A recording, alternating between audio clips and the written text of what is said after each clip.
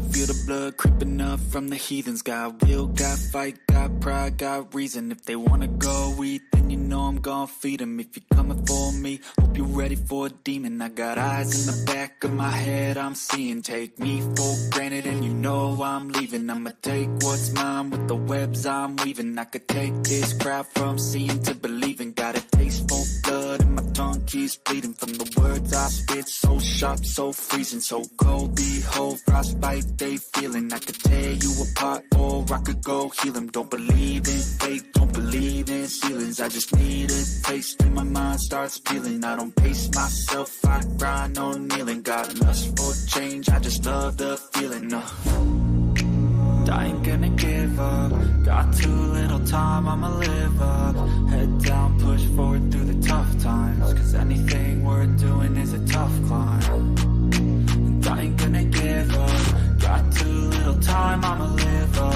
Head down, push forward through the tough times. Cause anything worth doing is a tough climb. Cause I'ma live life for the fight, yeah, I'm here to get it. I got drive, got sight, always have a vision. I go by at night, I be in my feelings. I'ma be fine, need time and I'll soon be winning. I live life for the fight, yeah, I'm here to get it. I got drive, got sight, always have a vision. I go by at night, I be in my feelings. I'ma be fine, need time and I'll soon be winning. I can feel the blood creeping up from the heathens. Got will, got fight, got pride, got reason. If they wanna go eat, then you know I'm gon' feed them. If you're coming for me, hope you're ready for a demon. I can feel the blood creeping up from the heathens. Got will, got fight, got pride, got reason. If they wanna go eat, then you know I'm gon' feed them. If you're coming for me, hope you're ready for a demon.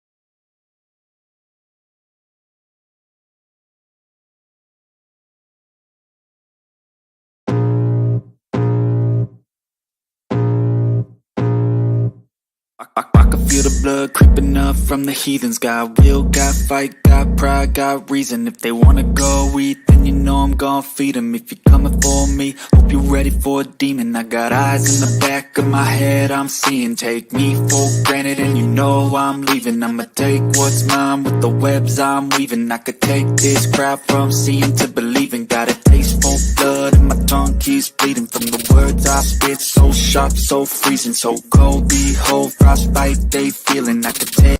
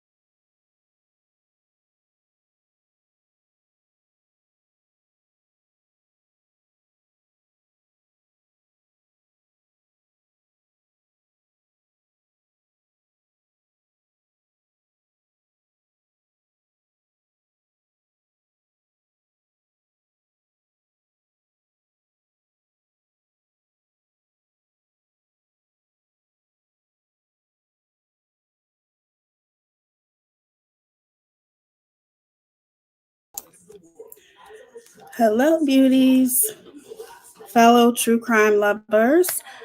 I hope everyone is having a great Tuesday. Um, it's been a crazy, crazy day, and my kids are sick. So that's why it's been a crazy couple days. They didn't even go to school yesterday. So, but they did have a good Halloween. I hope everyone had a good Halloween. I hope your kids got a whole bunch of candy. Sorry that it took me a little bit to come on here, but um, that's life, you guys. It's mom life. Hello, everyone. Hello, all of my fellow true crime lovers. I know you guys are excited to hear part two. And to be honest with you, there's going to be a part three because this is a very tough case and it's complex. And I want to talk about this case thoroughly. So there will definitely be a part three. Part two is not going to be very long. It's just going to be me talking about um, pretty much how he all started, because this all started with Paul Bernardo, and what he did to his victims. Okay, so in the beginning, and the case that we are talking about is the Ken and Barbie killers, also known as Carla Homolko and Paul Bernardo, the two most notorious serial killers in Canada. They are known for together they murdered three beautiful young ladies, and on his own, Paul Bernardo is responsible for 18 brutal rapes. So when we last talked about this case, we pretty much went in depth on Carla and Paul's background and where they came from, um, pretty much showing how their background is very, very uh, troubling, especially Paul. But I think I definitely wanted to go more in depth with Carla's background because I feel like I've told you guys, the media tries to portray that Carla had such a great background, wonderful parents. And then when you go and start researching, as you guys can see, it was anything but that, in my opinion. So I feel like in order to get a good idea of why serial killers are the way that they are, um, when they have these patterns of behavior, that's when you go to their past and their past history and the things that they went through in their childhood, because it definitely can explain a lot. Not in all cases, of course, but in a lot of them. So we pretty much came to the conclusion, and I think these are the two key moments in both Paul and Carla's life. The key moments, I feel like, what should stick out to everyone, and this is mostly just me doing a recap from part one. The key moments in Paul's life is when his mother came to him and told him that he's not who he thinks he is, that he's actually a bastard child. Keep that in mind. Always keep the word bastard. Sorry to say this, but as I'm talking about this story, keep the word bastard in the back of your head, okay? When we start talking about Paul Bernardo. So basically, his mother revealed to him in a very, very rude and evil way that he wasn't who he thinks he is, and his father is somebody completely different than who he thought it was. His mother had an affair and ended up getting pregnant, and she didn't tell Paul until he was in his teenage years that his father is someone else. She showed a picture of his real father, threw it on the bed, and said, "You're a bastard child," pretty much. And that's a huge key moment, I feel like, in Paul's life. And one of the huge key moments in Paula's life is not Paula, sorry. The huge key moments in Carla's life, let's just call them Paula's. Paul, Carla, Paul, Carla. Anyway, um, the one of the big key moments in Carla's life is that you never know what you your children are watching. So it's very important, obviously, as parents to pay attention to the things that you expose to your children, obviously. And I think the key moments in Carla's life was her mother was very open to threesomes. And I think that's important to keep in mind because she definitely ended up doing that. Obviously, Carla did when she got with Paul. I do not think, even though, hold on, let me close my door real quick. Go ahead. Um, Even though Carla herself, her mother, let's put it that way, her mother, even though she went to her best friend because her husband, okay, asked Carla's mother's best friend, pretty much, he confessed his love to her. And then Carla's mother went knocking on her best friend's door and said, I think the best thing for us all to do would be to have a threesome. So I think that was one of the key moments. I feel like even though maybe Carla knew about it, maybe she didn't, but I think that that is not the first time that that's happened. And I think it's very, very a key moment because I don't think that's the first time that that's happened. I'm sure if she felt is so bold to go to Carla's mother felt so bold to go to her own best friend and say, hey, you want to have a threesome? Do you think that that's the first time she did that? No, you don't know what your children are watching you do. So that's why you always have to be careful. So I think that's a key moment. And also another key moment in Carla's life, I feel, is how she treated and how it was very much apparent how she ran the household. She was a very, very dominant personality, a type A personality. She used to tell her father to fuck off. She used to tell her father, just pretty much cuss her father out. Now, any normal child, teenager, whatever, they're going to have consequences for those. However, Carla was the one who ran the house. Everything went her way. And if it didn't go her way, guess what? She didn't want anything to do with you. Even her friends, in interviews, her friends would say if they came over to her house to play Barbie dolls, Carla's the one who set the scene. Carla is the one who pretty much made it to where they play Barbies the way she wants to play Barbies. And if you didn't play Barbies the way that she wanted to, she would go in the corner, huff and puff, and wouldn't talk to you for weeks. So Carla was also someone who was, I don't necessarily say spoiled, but definitely got her way with the majority of things in her life. Let's put it that way. She got what she wanted. Yes, a huge narcissist. So that's pretty much a recap of their history, as far as not the history, but their childhood, the way that they grew up, and key moments in their lives that I feel explains a lot of what ultimately they ended up doing, right? And because this case is so complex, you guys will figure that out at the end. Some people know, some people don't. But I am going to continue on. Let me grab my notes, and then we are going to talk about Paul. Pretty much is going to be more of a focus on Paul and the things that he did to his victims. I will explain to you once what he did to his victims, the 18 victims that he brutalized. I will go into depth, go pretty much in depth, not 100%, but in depth on what he did to his victims, which were absolutely horrible. Let me say hi to everyone. Hey, Aesop. Hey, Kelly. Hey, Victoria. Hey, Through the Looking Glass with Brienne. How are you? Hey, Stranger. Hey, Kisme. Hey, Queen. Is it Feline Media? Queen Feline Media. I know I'm not saying the middle one right. I'm sorry if I butchered that.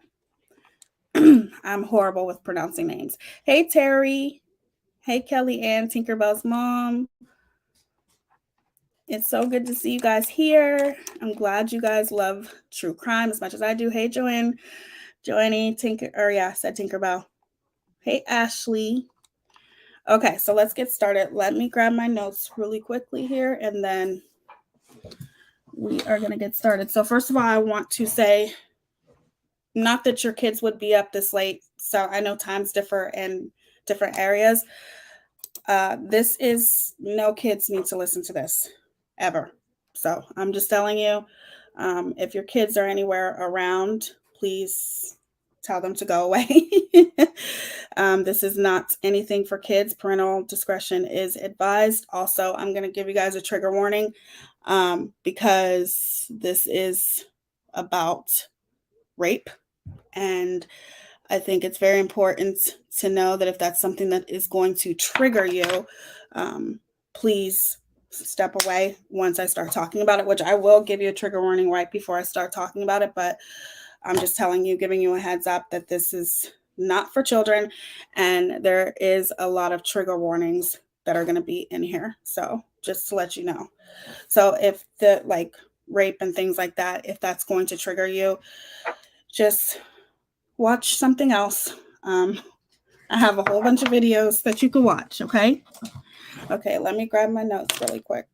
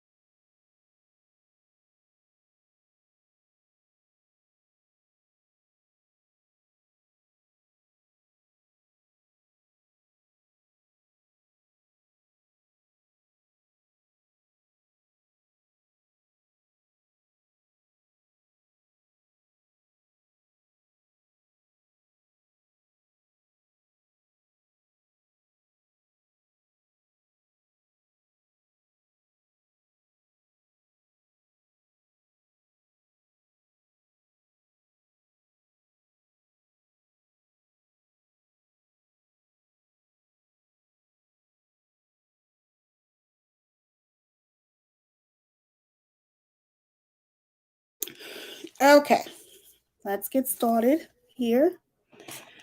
All right. So, yes, it shouldn't, but it makes me laugh. That woman is just so full of herself. Yes, she is. I don't know who you're talking about, but I'm going to assume who you're talking about, which we will be talking about probably tomorrow.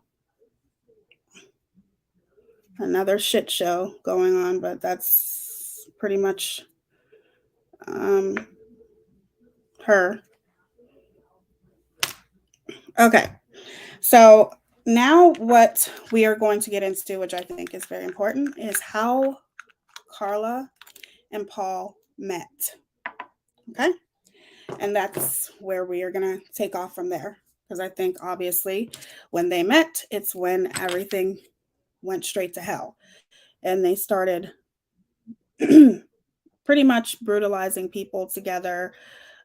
This story is literally very, very sad. Very, very sad, the things that they had did to their victims. So, like I said, and before I go into details about anything, like I said, I'll give you a trigger warning again, because I'm not trying to trigger anybody. I don't want anybody to get triggered here. But I do, like I told you guys, excuse me, that I was going to talk about what Paul did to his victims, because I think that it's important to know what he put his victims through and how strong they are that they survived. Okay? Okay. Let me read some comments here. Yeah, he asked his grandma for her engagement ring last weekend, and his girlfriend found it the next day. But he asked her last night. They are probably going to get married next October. That's wonderful. Congratulations, Tinkerbell's mom.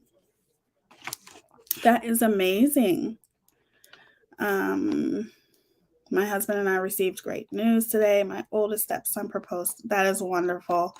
You're going to have so much fun planning or help planning the wedding. That's amazing. I'm so happy for you, sweetie.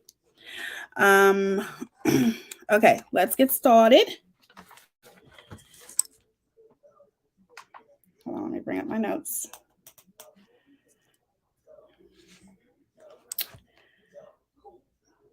Wait a minute, did I lose my place? Hold on.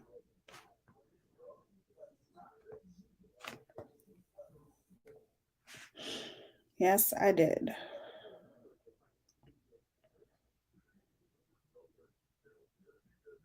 Talk amongst yourselves real quick.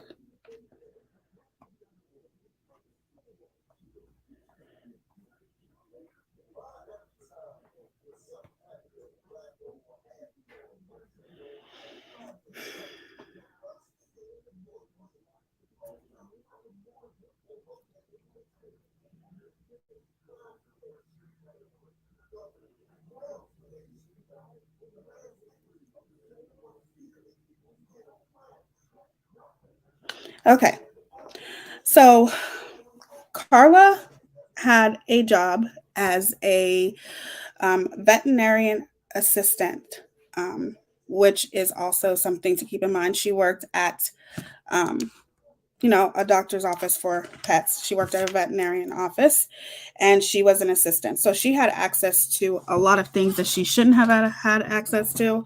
So keep that in mind. And in October of 1987, Carla and Debbie was Carla's manager, were invited to go to a convention in Toronto for people who were involved in the pet industry. It was being held it was being held at the Howard Johnson East Hotel in Scarborough, a large suburb on the eastern boundary of Toronto. The way Carla told it to Dr. A is that she went to the convention with her friend Debbie. Then they went out to a club and came back, and that's where she met Paul Bernardo and his friend in the coffee shop. And then they invited the boys up, blah, blah, blah, blah, blah. So when she met Paul went up to her, okay, because she went to a club. And then after that club, they went to a coffee shop. And when they went to that coffee shop, prior to going to the coffee shop, they went upstairs, changed into their pajamas, and decided that they wanted some grilled cheese sandwiches. So they went to a little place that was, I think it was in the hotel, and it was like a coffee shop, and they all had their pajamas on. It was Debbie, Carla, and then it was another woman there too. Okay. And they were there for the pet convention, and she was in her pajamas, and everyone surrounded around Paul and Carla literally said that they could feel the connection between Carla Homolka and Paul Bernardo. Like they could feel it was like lust at first sight. And keep that in mind. A lot of people say lust at first sight, not love at first sight, very much lust at first sight. And people say that it was so magnetic. It was like fireworks. You could see that the two of them hit it off very, very well.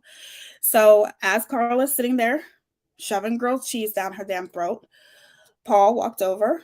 Paul was also with two of his friends. He walked over to Carla and said, "Do you always go out in your pajamas?" Which pretty much broke the ice. He was staring at her from across the room. Then obviously she was staring at Paul. Paul was a very good-looking man. Carla was a very beautiful woman. Whatever kind of taste you have, I guess. And like I said, everyone said that you could feel the love between the two of them. It was very, very obvious and almost creepy in a lot of ways.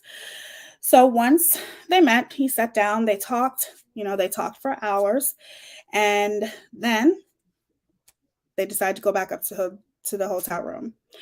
The sound of the key in Carla Homoko's hotel room door woke Christy. Christy was the other woman that was with Carla and Debbie. Okay. And I'm pretty sure Christy was the manager and Debbie was the assistant manager. And then there was Carla, who was just obviously their employee. And at first, she remembered exactly who that was because she wasn't sure who that was trying to get into the room. I think at first she thought it was like, a burglar or something. I don't know. Then she saw Carla and Debbie. They were coming into the room with two guys. Christy couldn't believe her eyes. She looked at her watch. She had only been asleep for about 45 minutes.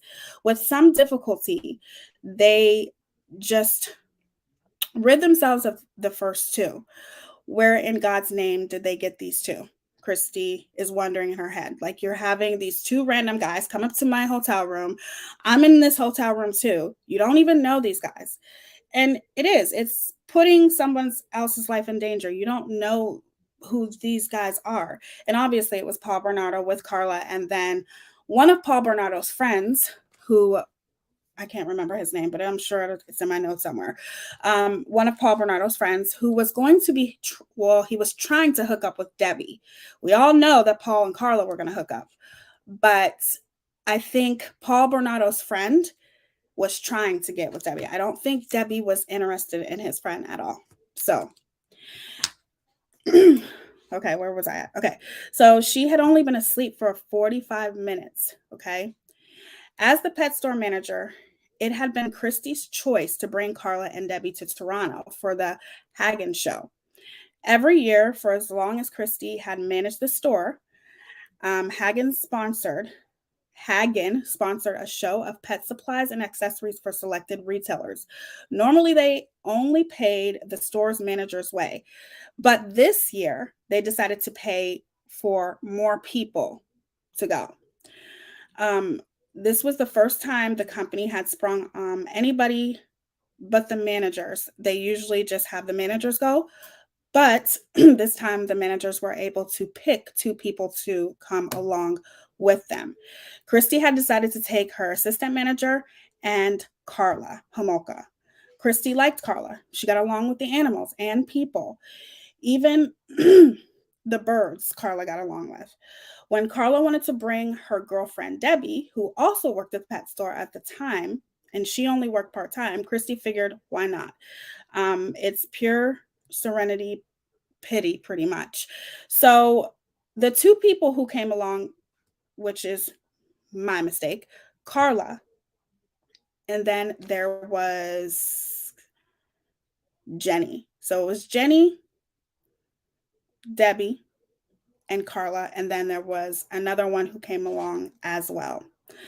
Don't be mad, Carla said to her bewildered boss. They're nothing like the other two. So what Carla is explaining is the prior day, they had been there for 2 days. The day prior, Carla and her friend had brought up some other two men, okay? Some other two random men to the hotel, okay? The following day. So that's why Carla said, don't worry, these two are fine, which she really didn't know, to be honest with you. A little earlier, Christy had run next door to the girls' room because she heard a commotion. She found Debbie and Carla with two creepy-looking older guys who were obviously drunk and slightly belligerent and leaving. They were about to leave. After the cocktail party downstairs, when everyone else had gone back up to their rooms, Carla and Debbie had gone to the disco. They must have picked up creeps there. This is what I'm talking about. Dogs Christy could handle, but not drunks. She could handle dogs, but not drunks. She went and got her district manager, but he was no match for these men either. They finally had to call security. So they actually had to call security on these men that Carla and Debbie had brought up. Horrible. So, and Carla says to Christy, I didn't know you two were bringing anyone up after what happened, obviously. But what you just did, that's crazy. I cannot believe you're bringing two other men up after you just had two other men we had to call security on the day prior. Like, you didn't learn your lesson then. So you can understand why Jenny or Debbie felt the way that she felt. You brought two men up from a club prior, okay, and they were drunk, acting completely belligerent, acting horrible, crazy. You have to call security. So, of course, this is why Carla's manager was feeling creeped out, because here you are bringing another two men up here. Like, what the fuck? That's like, whatever. Skanky women, yes. I didn't know where you two were, Um, scolded Carla. Brunette, petite and attractive with her stylish eyeglasses. Christy looked more like an um, doctor. She looked more like a doctor, model, or like maybe a cleaner to a pet store. She didn't look like someone that would just bring random men. I mean, and I think that this was more kind of like a stigma back in the day, that women who are maybe promiscuous have this distinct look about them. I don't know. But according to them, she didn't look like the type who would have bringing random men up to the hotel room. Carla did, but not Jenny. Jenny didn't look like she was like that. With that, she turned on the television, laid down on the sofa. They had a pull-out sofa. No sooner was she asleep, then Debbie and Carla went out the door, down 3 floors to the hotel restaurant. And like I told you guys, they had a grilled cheese sandwich.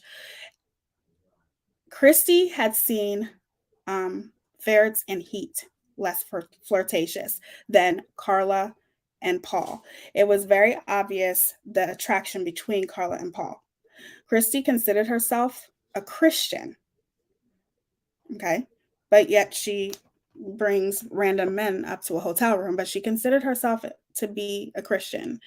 She tried to read her Bible every day, but what to do? She wasn't their mother, and this wasn't like a religious retreat, it was a convention, and the girls were over the age of consent.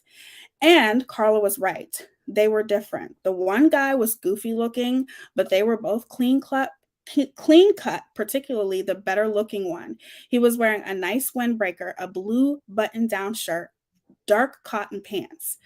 They were older than the girls, but they looked younger than the previous two, and they weren't drunk. Nevertheless, Christy was pretty well disgusted. She knew Carla was the instigator. Even though everybody called Debbie Purdy, dirty Purdy, she had seen no evidence that Debbie was dirty. Instead, she seemed more immature and shy than anything. It was always Carla. Carla was the instigator. Carla was the one who always persuaded her friends to do what she wanted them to do. Shrugging her shoulders, Christy went back to her room and went to bed. She knew the one guy's name was Paul. She would not find out who the other guy was until Paula and Carla were married 4 years later. Paul and his future best man, Van, could not believe their good fortune. Teenage chicks with a hotel room. The night had otherwise been a bust. The men had thought that they would get something to eat at Howard Johnson's before Van took Paul home and called it a night. Roughly the same age, Paul was 23 and Van 22. They had grown up across the street from one another. The Sermis family had moved away a few years earlier, but Van and Paul kept in touch. When Paul saw the two girls sitting at the well-lit restaurant window, his whole mood changed drastically. Through the reflection in the glass window, Paul Bernardo saw himself miraculously redeemed in the green blue eyes of a dirty blonde with a pretty face and a bad perm. By the way, she returned his look and smiled. There was no doubt in his mind. He was at least going to try to talk to someone other than the person he was with, which was Van. Paul was the kind of guy for whom something always had to be happening in the past few months. That had been the case. He had graduated with a Bachelor of Arts from the University of Toronto, gone to Walt Disney World with his girlfriend in August, got an entry-level trainee's job at a big accounting firm called Price Waterhouse in September, and flown back and forth to Van's brother's wedding in Fort Worth the weekend before last. He had two girlfriends at the time, Paul did. One of them was jealous of the other, that she had put her hand through a window in his parents' house a few weeks earlier. So at this time of Paul meeting Carla, he had two girlfriends. Okay. Sometimes in your life, you just got to say, fuck it. One of the things that Paul said, and make your move. Tom Cruise said that in 1983, and that was the movie Risky Business. Paul had that quote printed on his wall in his bedroom, and he kept a record of all of his cliche things that people would say in movies that inspired him. He would post it all over his room. Okay. Even though the restaurant had a maitre d', Paul ignored him and went directly to the girls' table and boldly asked the question, to which he already knew the answer. Would you girls mind if he and his friend joined them? And that was after he asked her if she always went out in her pajamas. It was apparent right away to Van and Debbie that Paul and Carla had more in common than the fact that they both had swimming pools in their backyards. There was an immediate, unexplicable, but very obvious attraction. Carla was ready, and Paul was way more than ready. Pleasants were exchanged. They chit-chatted. The girls went to the bathroom, giggled, and invited the boys up to their room. They were just going to watch a movie. Okay. Another thing to note is that Paul obviously was in his, I think, 23. Regardless, Paula and Debbie, 17. Paula 17 at the time, and I think Debbie was 17 as well. So these are grown men with, I think in Canada the age of consent is 17, but I'm not sure. Christy Mann shut the door behind her. The lights went out, and Paul and Carla went at it. Okay, so they went up to the hotel room, went at it as soon as they walked into the motherfucking hotel room. Okay, it was typical. It was a typical Hojo room. Small, clean, inexpensively furnished. The pull-out couch only a couple of steps from the bed where Carla and Paul were doing the horizontal mambo. According to what Van later told the newspaper reporters, first Carla was on top, then Paul. But he wasn't really watching. He just saw their silhouette in the dim light. You know what I mean? The sheets were moving a lot. Debbie was somewhat surprised that the exclusive Diamond Club president and some totally new 6-footer were having sex right in front of them. Okay, so everybody's in the hotel room. Keep in mind, Jenny, Debbie, Paul's friend, Van, Paul, and they are doing this right in front of everybody. You know, that's just great. Okay. And hold on, 6-footer. She also knew that Carla was capable of anything. Carla and Paul kept at it, grunting and groaning and whispering sweet nothings into each other's ear for hours. Okay. Once, when they overheated, Carla poured a glass of ice water on Paul's back. He was impressed. He liked a girl with an attitude.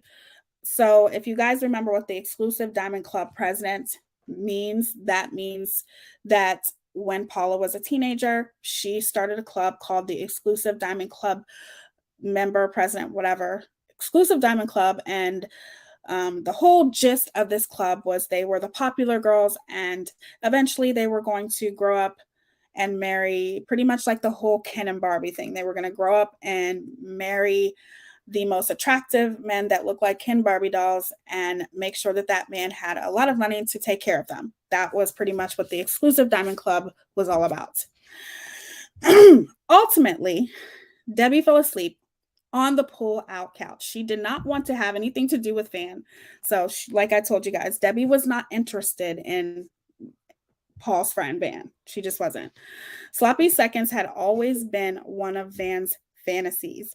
But when he asked Paul if he could have Carla too, Paul told him to have a go at himself instead. So Paul got a little bit frustrated and upset that his friend literally just asked him if he could have a go at a girl that he was just having a go with. At 8 o'clock in the next morning, Paul and Carla took a shower together and exchanged addresses and phone numbers. You see, I'm a really old fashioned kind of girl. Carla explained to her Dr. A. This is Dr. A obviously interviewing Carla, and there are parts in here that I have taken from the book that Carla has said, distinct parts. So Carla said that she's an old-fashioned girl to Dr. A. I would beg to differ. If you're an old-fashioned girl, sweetheart, you wouldn't be, last time I checked, an old-fashioned girl. Not that I'm saying that there's anything wrong with, having intercourse on the first night, whatever. But that's not necessarily what an old-fashioned woman would do. Just to put that out there, okay? A stay-at-home girl, guys. That's pretty much how Carla is explaining the woman that she has. I have a bunch of kids. She wanted to have a bunch of kids, have the doors open for her kind of girl. Dr. A looked around the interview room, found a Northwestern General Hospital blood/chemistry workup form, and took notes on that, because here she is saying that she's an old-fashioned kind of girl. Like I said, I beg to differ. So Carla continues to explain to Dr. A, he treated me like a princess. He completely swept me off of my feet. And this is obviously Carla explaining Paul. He treated her like a princess. He swept her off her feet. You have to understand, this is what Carla's continuing to explain to Dr. A. I liked him back then, she explained. He was the one guy who was very nice to her. He never bored her like the others. With the other guys, I could always do what I wanted, and that was boring to me. In all my previous relationships, I was the one in total control. I never cared what others thought. These are quotes, obviously, things that Carla said to Dr. A, and I think that's something that stands out as well. Obviously, she had fun with Paul. Paul, swept her off her feet, made her feel like she was a princess. He did all the things that most men would do in the beginning of when they meet someone. He was that one guy who she really looked at that was going to be the one. She knew that he was going to be the one from the first moment that she met him. And she couldn't control Paul. Okay. If you imagine yourself being in the type of relationship where you're the one who's always in control all the time, and then you finally meet that person to where he's so fun, he's so spontaneous, he sweeps you off your feet, but you're no longer in control. Imagine how that would feel. Okay. The one guy who was always nice to Carla, who never bored her, whom she knew from the moment they met that they would marry, was born a bastard on August 27th, 1964 at Scarborough General Hospital in the suburbs of Toronto. He had always been very ugly. There was nothing abnormal about Marilyn Bernardo's 39-week pregnancy. Obviously, we know that when Paul was born, like I told you guys, and this was in part 1, Paul was born with a huge birthmark on the side of his face. And it turned out to be a blood clot, and it ended up going away probably within a few weeks. However, Paul was not a very attractive child growing up. And then he kind of blossoms when he got more into adolescence, and he started getting attractive, if that's what you want to call him, attractive, whatever. Okay, hold on one second. I need to warm up my drink really quick. I need to warm up my coffee. I will be back in like 2 seconds. Hey, Moonchild Pink. Hey, Science Girl. Hey, Care Bear. Hey, Erie Lane. Good to see you guys. Be back in like a minute.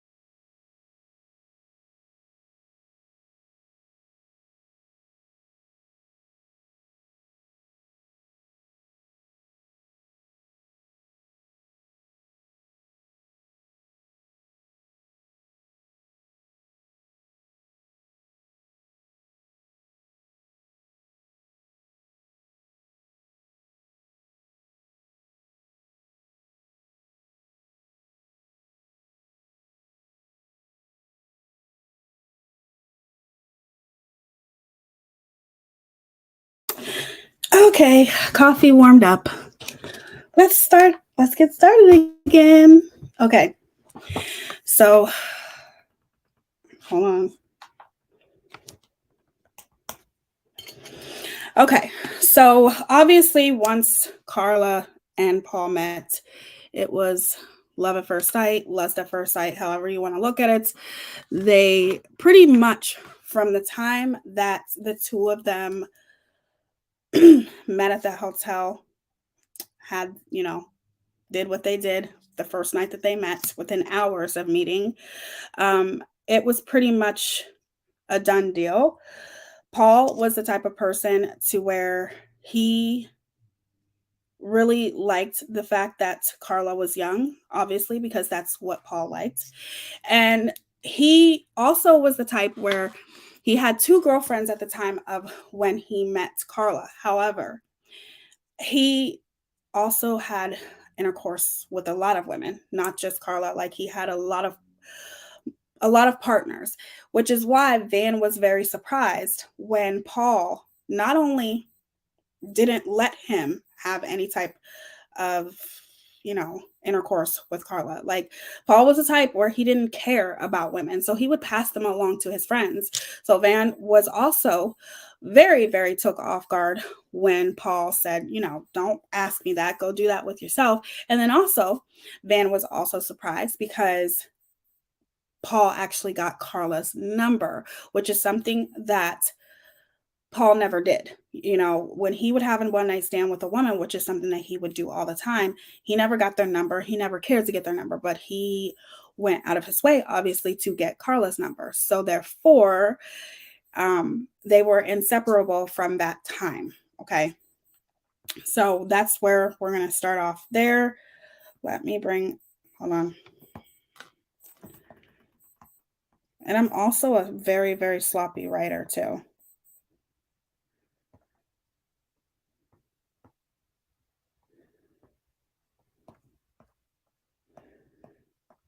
Sometimes I write, sometimes I put it in my iPad. Okay, so the bedside clock said 4:30. Wait a minute, is this right? No. Hold on, you guys. Because I don't want to read the wrong parts to you guys, because then it's going to be confusing. Okay, so a short evening drive into the sunset, the road to St. Catharines from Scarborough took Paul west along the contours of Lake Ontario to Hamilton, where the Queen Elizabeth Highway curved south and then east toward Niagara Falls. 12 miles from the American border, there are 3 or 4 exits for the small city. Thus became the ritual. Many of Wednesday nights and every weekend, Paul would drive to St. Catharines to see Carla. And it's a pretty far distance too. If Paul left Scarborough around 6:30 p.m., depending on the traffic and weather, he would arrive in St. Catharines less than 2 hours later. For the first couple of weekends, Paul went back and forth 3 to 4 times a day between Friday evening and Sunday night, despite the Homolka's imprecations to call them Dorothy and Carol. Paul would only refer to Carla's parents as Mr. and Mrs. H. This boy was polite. Soon, Mrs. Homolka saw the foolishness in all that driving, okay?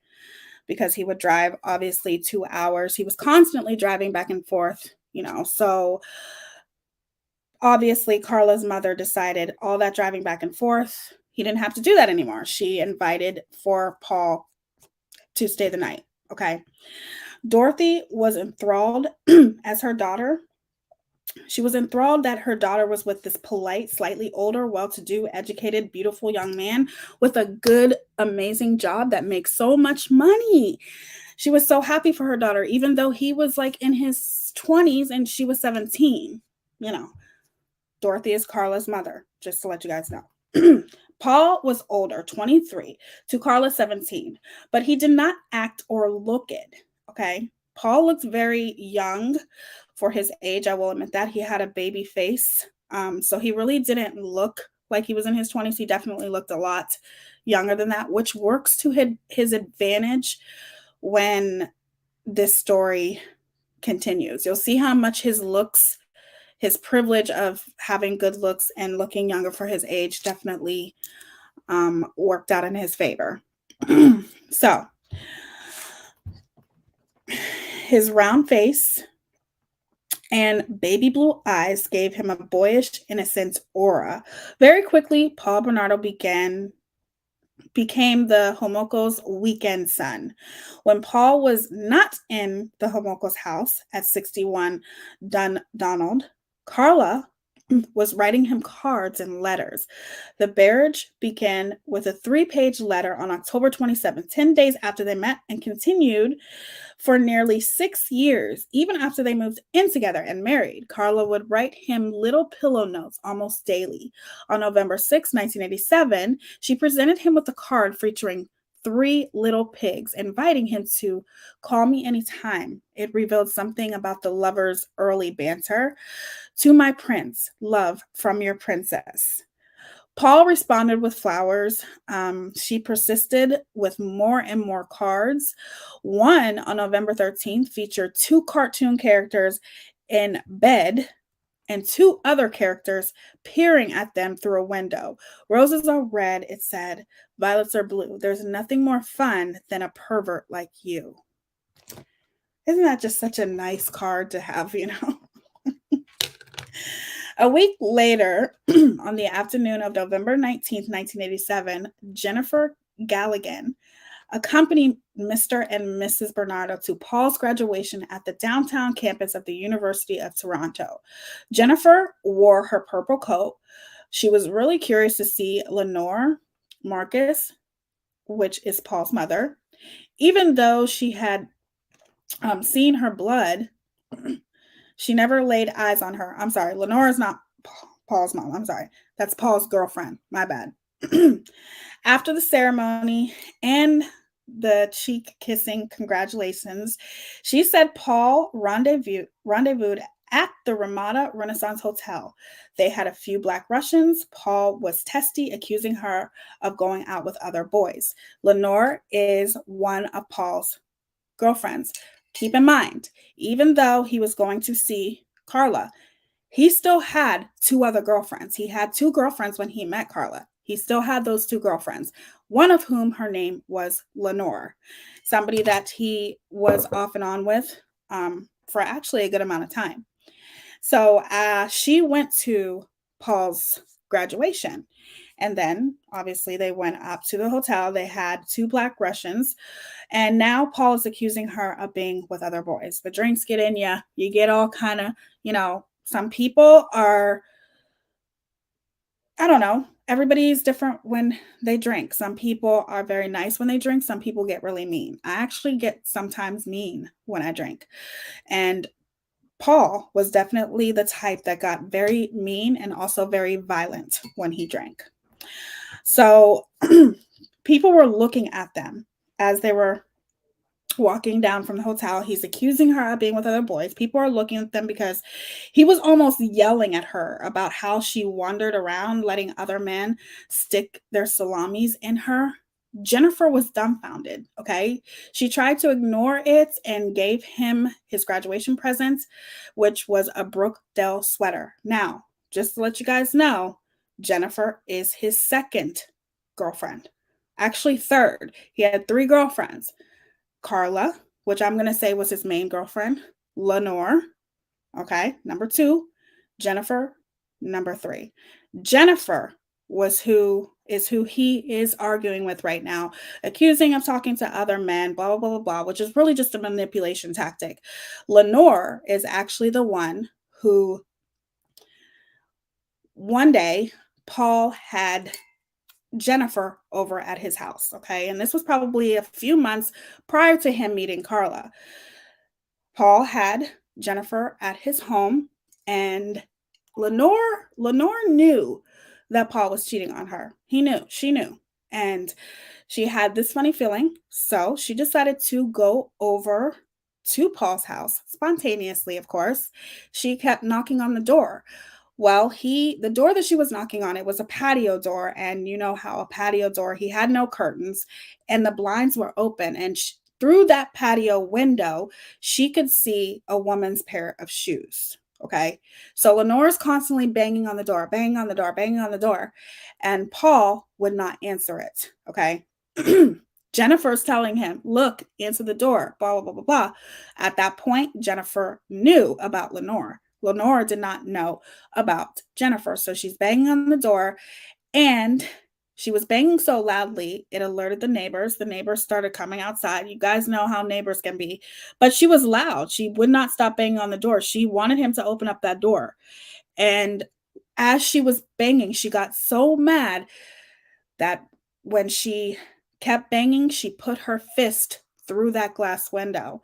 And then the police came. So that's why in the beginning of when I started talking about Paul's graduation, Jennifer was looking for Lenore to see if Lenore was there because she knew about Lenore, but she never knew what Lenore looked like. However, she did see Lenore's blood because once she put her hand through that glass window, she left. So once she left, the police were called. The police were there. And obviously, once Lenore left, that's when Paul had to go down, give a report about the glass window and everything like that. So Jennifer seen Lenore's blood, but she still didn't know what Lenore looked like. He was a lot of trouble, okay? Paul was a lot of trouble. He came with a lot of baggage. He was obviously a piece of shit. So, basically, he's accusing Jennifer of all of these horrible things. She tried to ignore it and gave him his graduation present, a Brookdale sweater. Like I said, she told him that she thought it looked very professional. Is this all you got me? That was pretty much the way that Paul thanked her for getting him a sweater. Okay. A Brookdale sweater. He thanked her by saying, is this all you got me? I fucking graduate and you get me this. Then he stood up and proclaimed, this one's a real slut, to the entire lounge of people. Okay, so they're in the lounge. He's accusing her of all these things. She gives him his present anyway. And he literally just says to everyone, this is a real slut right here, to everyone in the lounge. Okay, so that you can see what type of person Paul is. Unfortunately, he got with very young girls that some just didn't know any better and didn't know that this isn't love. You know what I'm saying? This isn't the way you're supposed to be treated. And the thing is, and the thing was about Paul is he would treat a woman like a princess, but in the same sense, he would still do horrible things to the women he dated. It was very, very manipulative. And imagine how manipulative that is to a young girl. Being treated like a princess in one hand, but then being treated very violently in the other. So at closing time, Paul walked off, stranding her. When she went looking for a telephone to call her father to come pick her up at the hotel, she saw him out in the parking lot, wildly driving in circles, doing donuts in his white Capri. She walked over to the car, and he seemed to calm down to Jennifer. He seemed to get a little bit better. He agreed that their relationship was over, but insisted he should do the honorable thing and drive Jennifer home. After locking the doors and making sure Jennifer had her seatbelt fastened, see, that's how Paul was. He was very, very, like, in one breath, violent, calling her a slut, accusing her of being with men. But as soon as she hops into the car, he opens the door for her and puts her seatbelt on and makes sure that her seatbelt's, you understand what I'm saying? It's a huge manipulation thing. And one hand he's treating her like this, then the other hand he's treating her like that. And you guys have to imagine, oh my God, he's treating me like a princess, but then he does this. It doesn't make any sense to someone who's younger. They don't understand. And that's why he loved younger women. Oh, thank you. Hold on. Is it Penny Black. I'm sorry if I'm saying that wrong. Thank you so much. Thank you for doing this deep dive. I have learned so much. I remember following this case when it happened, but never got the details you gave. Well, thank you so much. I appreciate that, Penny Black. Thank you, thank you, thank you. That means so much to me. Thank you, sweetie. Okay.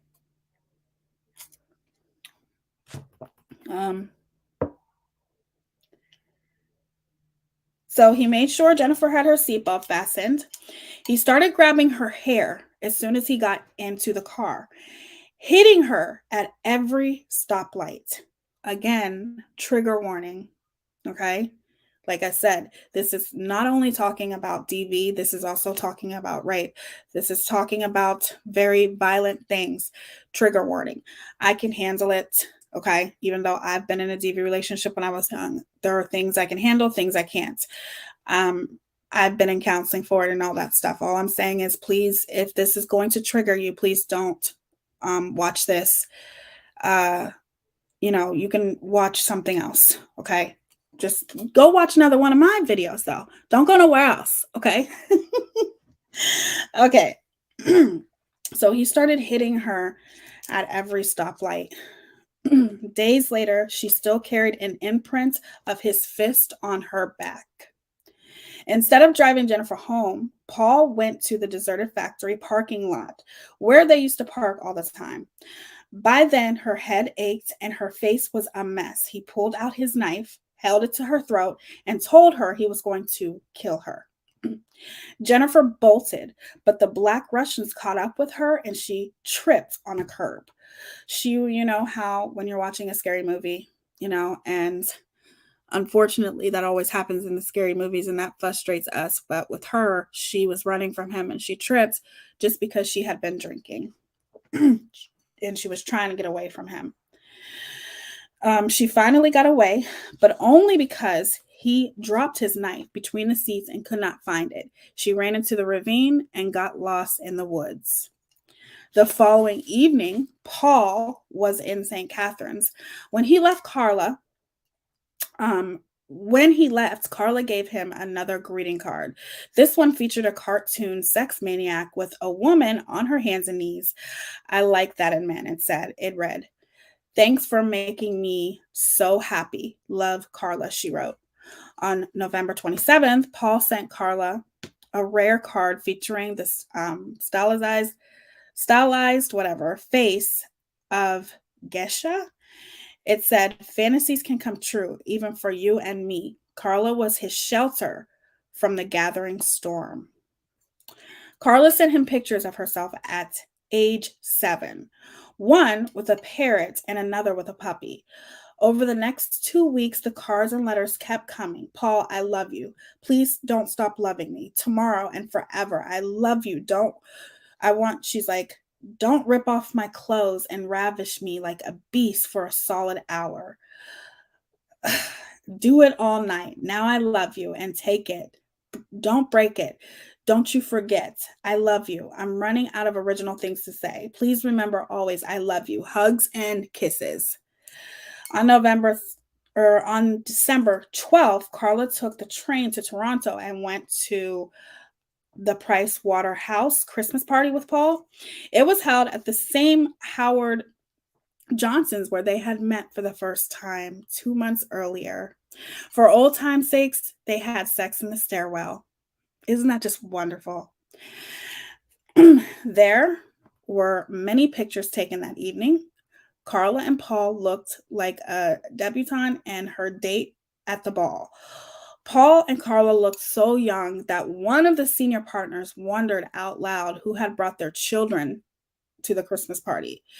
In a letter dated December 8th, Carla told him she had bought him some gloves but could not find black leather isotoners anywhere. And then on December 15th, Paul received a strange message. "All men are not alike. You are so special. You mean so much to me." Then something was written in German, and I do not understand that, which he interpreted as a wholehearted blessing, because whatever it was written in German. I have no idea Why she wrote to him in German, I'm sure he can't read it, but whatever. I never knew any of these either, but makes sense how it led up to what it did. Absolutely. On Wednesday, December 16th, around 10:30 p.m., Paul attacked Libby Ketchum after she left a bus a few blocks from Sir Raymond Drive at Guildwood Park Way and Livingston Road. Libby was 5'4" and weighed 105 pounds. She had long brown hair. Hold on, you guys. Sorry. She had long brown hair. Suddenly, out of nowhere, Paul blitzed her from the behind, putting his gloved hand over her mouth. He pulled her between two houses and shoved his knife at her, in her face. Now, this is a trigger warning. This is when it gets graphic. This is one of his first victims, you guys. Okay. Just to let you know. Libby Ketchum. Okay. So now this is what Paul said to Libby. Now, if you're smart, you'll shut up. Don't say a word. I'm not going to hurt you, he told her. I just want to talk. If you want to see Christmas, just shut up. Paul begins to ask her, what's your name? She lied and told him her name was Libby Taunton. How old are you? 15, she said to Paul. What grade are you in? She told him. Paul pulled off her pants and forced his hand between her legs. She tried to resist. He put a cable around her neck and tightened it. Okay. So those are, and this is the only graphic detail that I'm going to get into with his victims, okay? I'm not going to tell you what he's done to each and every one of his victims, but what I am going to tell you is I'm going to go into details with this first victim that he did rape and let you know that these are the type of young ladies that he stalked. He was a predator, everything, the epitome of evil. And every word, okay? And I also will say that even when I do mention other victims' names, just know that there's 17 more, and each time it got worse. Okay, let's put it that way. Each time was worse. His whole ways of the things that he would do to his victims progressively got worse after he met Carla. Okay. So, where was I? So, Paul says to Libby, just let me have my fun, he said.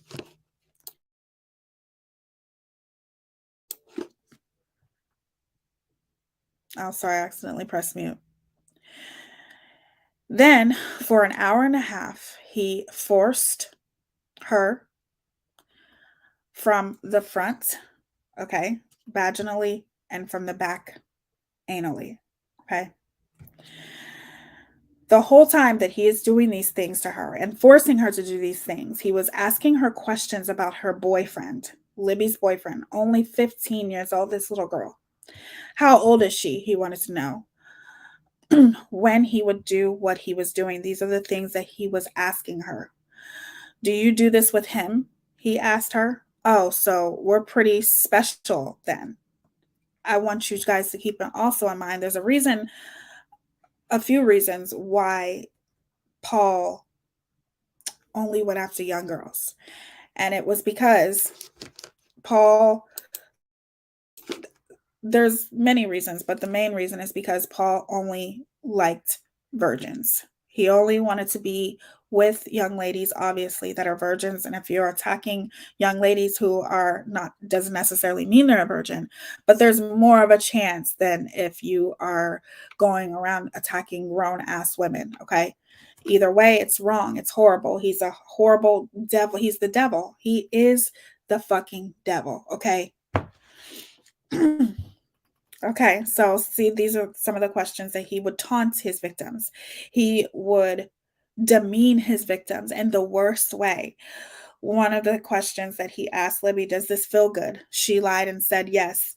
Do you really mean that? Paul said.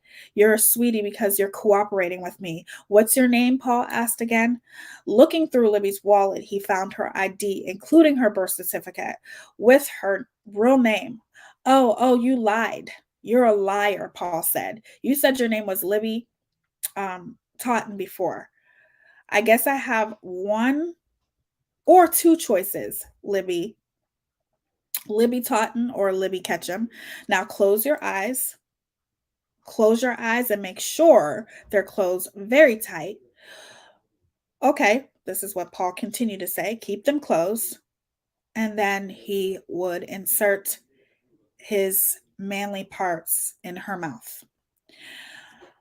Hold it in your hands. Don't bite because I can't live with that pain. Then he stopped to take off her coat, putting it on top of a trailer in the neighborhood's driveway. I want you guys also to keep in mind that these things would happen most of the time in broad daylight.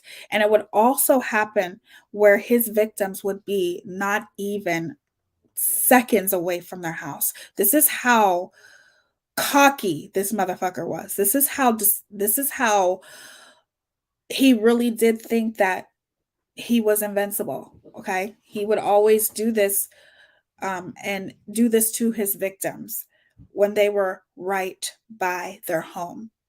Okay, which makes it even worse, right? Okay. Libby could not fathom what was happening to her at that moment. She was only a few doors from her own fucking home. Okay. And here they are in between two of her neighbors' houses. They are literally in between two of her neighbors' houses. And there's nothing she can do. She can't scream. She can't say anything. Because if she does, she thinks that this man is going to kill her.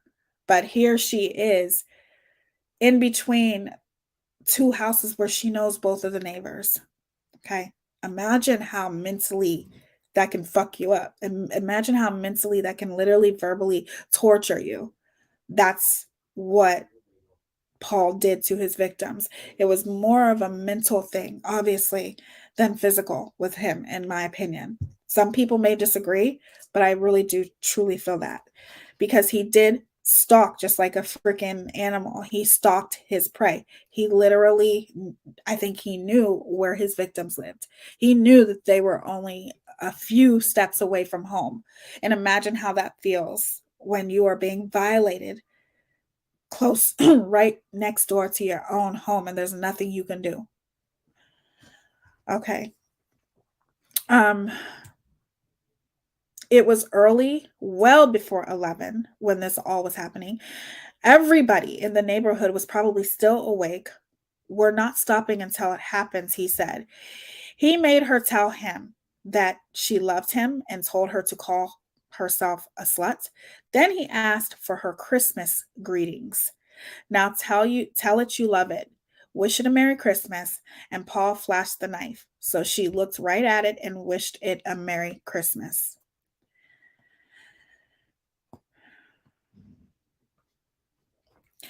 Because she was having a hard time, okay? She was having a hard time satisfying Paul because she was 15, for Christ's sake. She's a little girl. She doesn't know what the fuck she's doing, okay? He's stupid. He's not stupid. He knows that, okay? And then he did horrible things, okay? So then Paul says to her, "You're a sweetie. I'm not going to hurt you because you cooperated so well and you were a sweetie. I don't care if you tell the police," Paul said.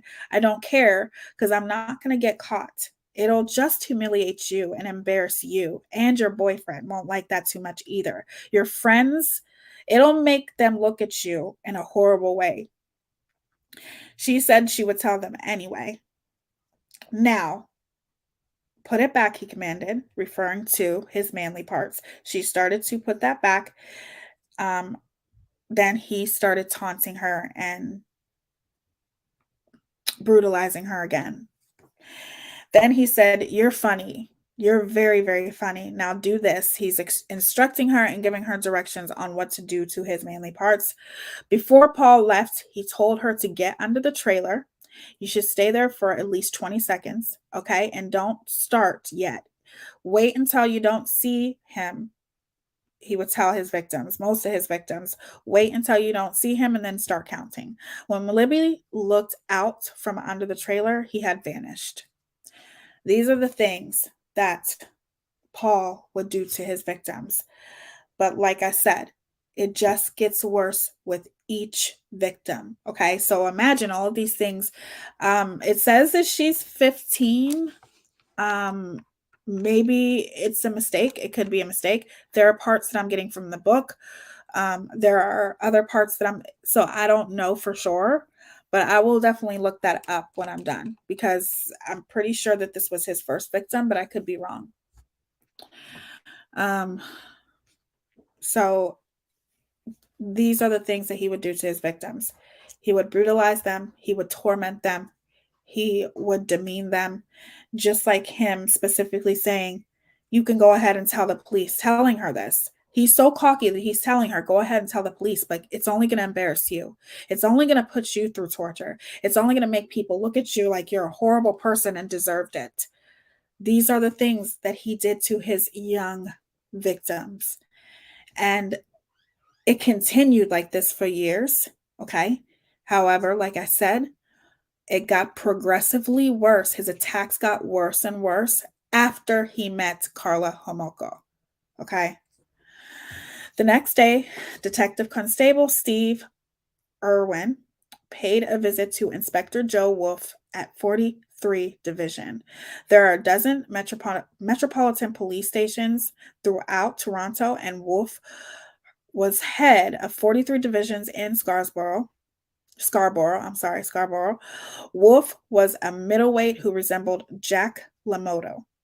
The way De Niro played him in Raging Bull in his middle years after Jake retired from the ring, moved to Miami, and opened a nightclub. Wolf had known Steve's father. Mike Irwin had been gunned down in 1972. He and his partner had answered a domestic altercation in Toronto, the suburbs of Toronto. And when they got there, the guy came out with his shotgun and blasted both of them. Mike held on for a couple of days before he died, and Steve was only 11 at the time. The fact that he still carried his father's badge, number 4413, told Wolf all he needed to know about the kid. He was sentimental and obsessive. Irwin had been assigned, Irwin had been assigned to assist homicide with the Margaret McWilliam murder in Warden Woods on August 15th. McWilliam had been jogging in Warden Woods, a park halfway between Guildwood Village and Scarborough campus of the University of Toronto when she was pulled into bushes and she was AR'd and killed. It didn't appear that she had been meant to pass away, that her murder was part of some kind of obviously sex crime. The investigators had concluded she was probably murdered accidentally during the struggle. The violence and intensity of Libby Ketchum's rape gave Constable Irwin a pause. He thought there might be some type of connection between McWilliams and Libby Ketchum and the three assaults that had occurred in May and July in the same general area. Wolf agreed that there could be a connection between the three in the summer, Libby Ketchum, but not with the McWilliam murder. Serial rapists are rare and usually much more sophisticated than the casual or opportunistic rapists. They are invariably acting out some kind of strange private fantasy, so the details of their crimes are distinctive. Hi, Hi, Delene. It's good to see you. The earlier assaults on May 4th, May 14th, and July 27th were naive but violent. The women all just left buses. They were accosted from behind. The guy had been very rough, but he did not really R them.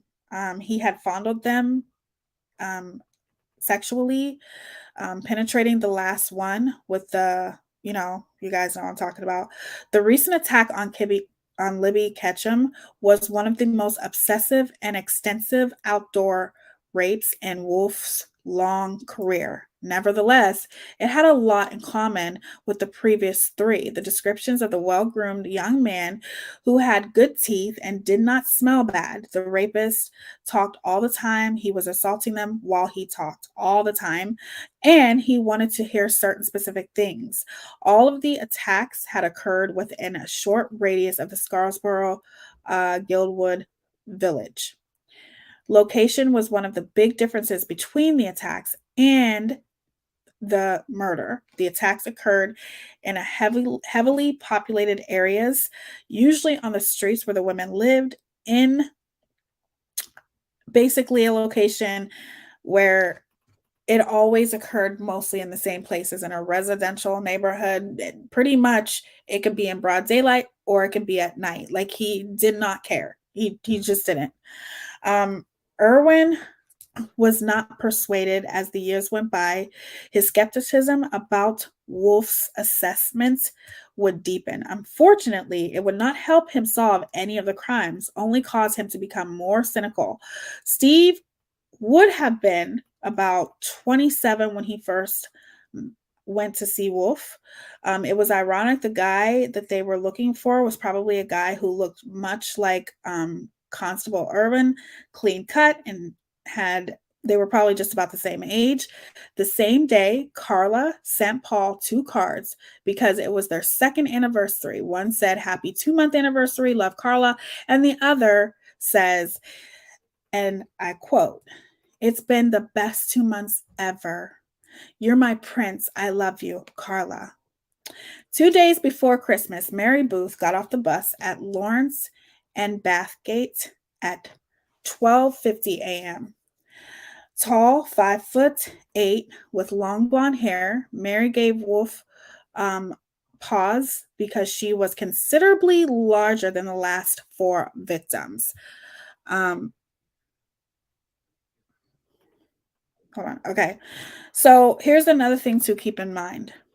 Prior to Libby Ketchum, okay, so, and this is also my mistake, Libby Ketchum was not his first, okay? This was just the first that they pretty much documented in details what happened. The first two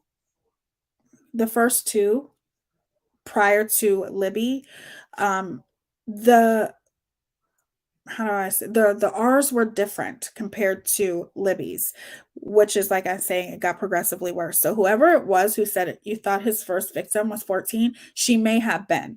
I'm just going by the third person that he did R. That's my mistake.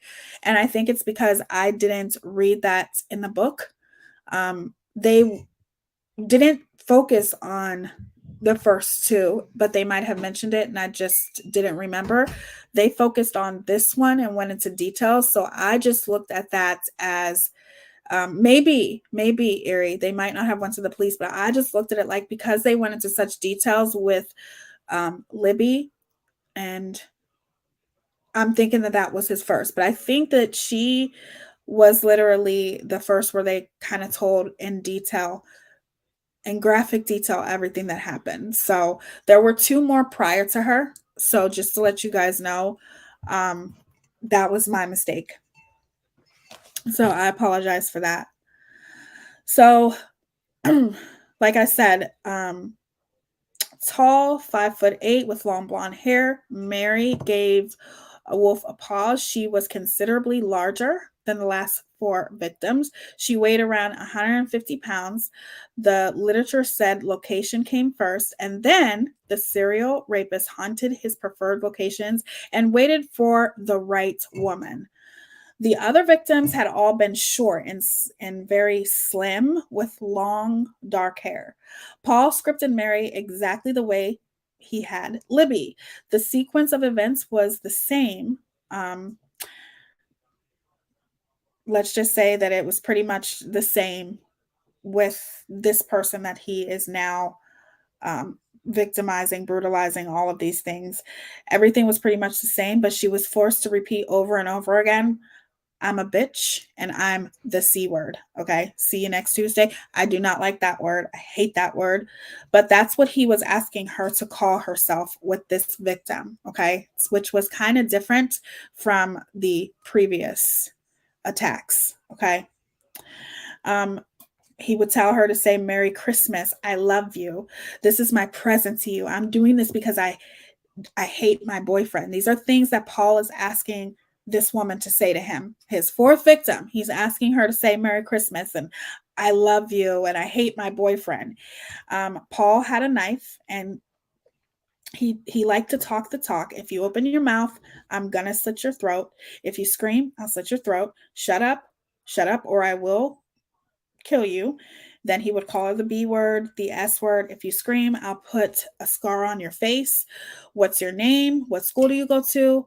If I read about this in the newspaper or if I hear rumors about it, even if it's in the air, I'm going to come back and I'm going to do the same thing that I did, but this time I'm going to kill you. So he threatened this woman because I know where you live. Okay. Because I have your ID.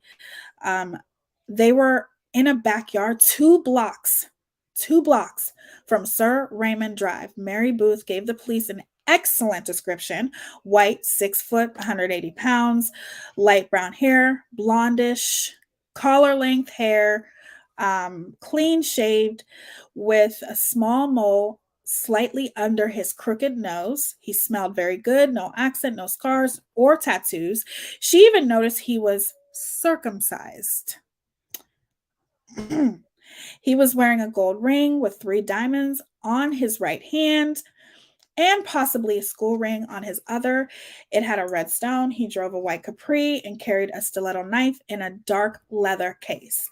The composite they developed from Mary's description in early January was a dead ringer for Paul Bernardo. So just to get this straight, she literally nailed it with him to a T.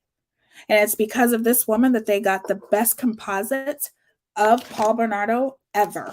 Like literally, so this was the best composite that even Paul Bernardo's friends were calling the police department saying that it could be him. That's how good this girl was. So God bless her. God bless all of his victims. My heart and prayers go out to them.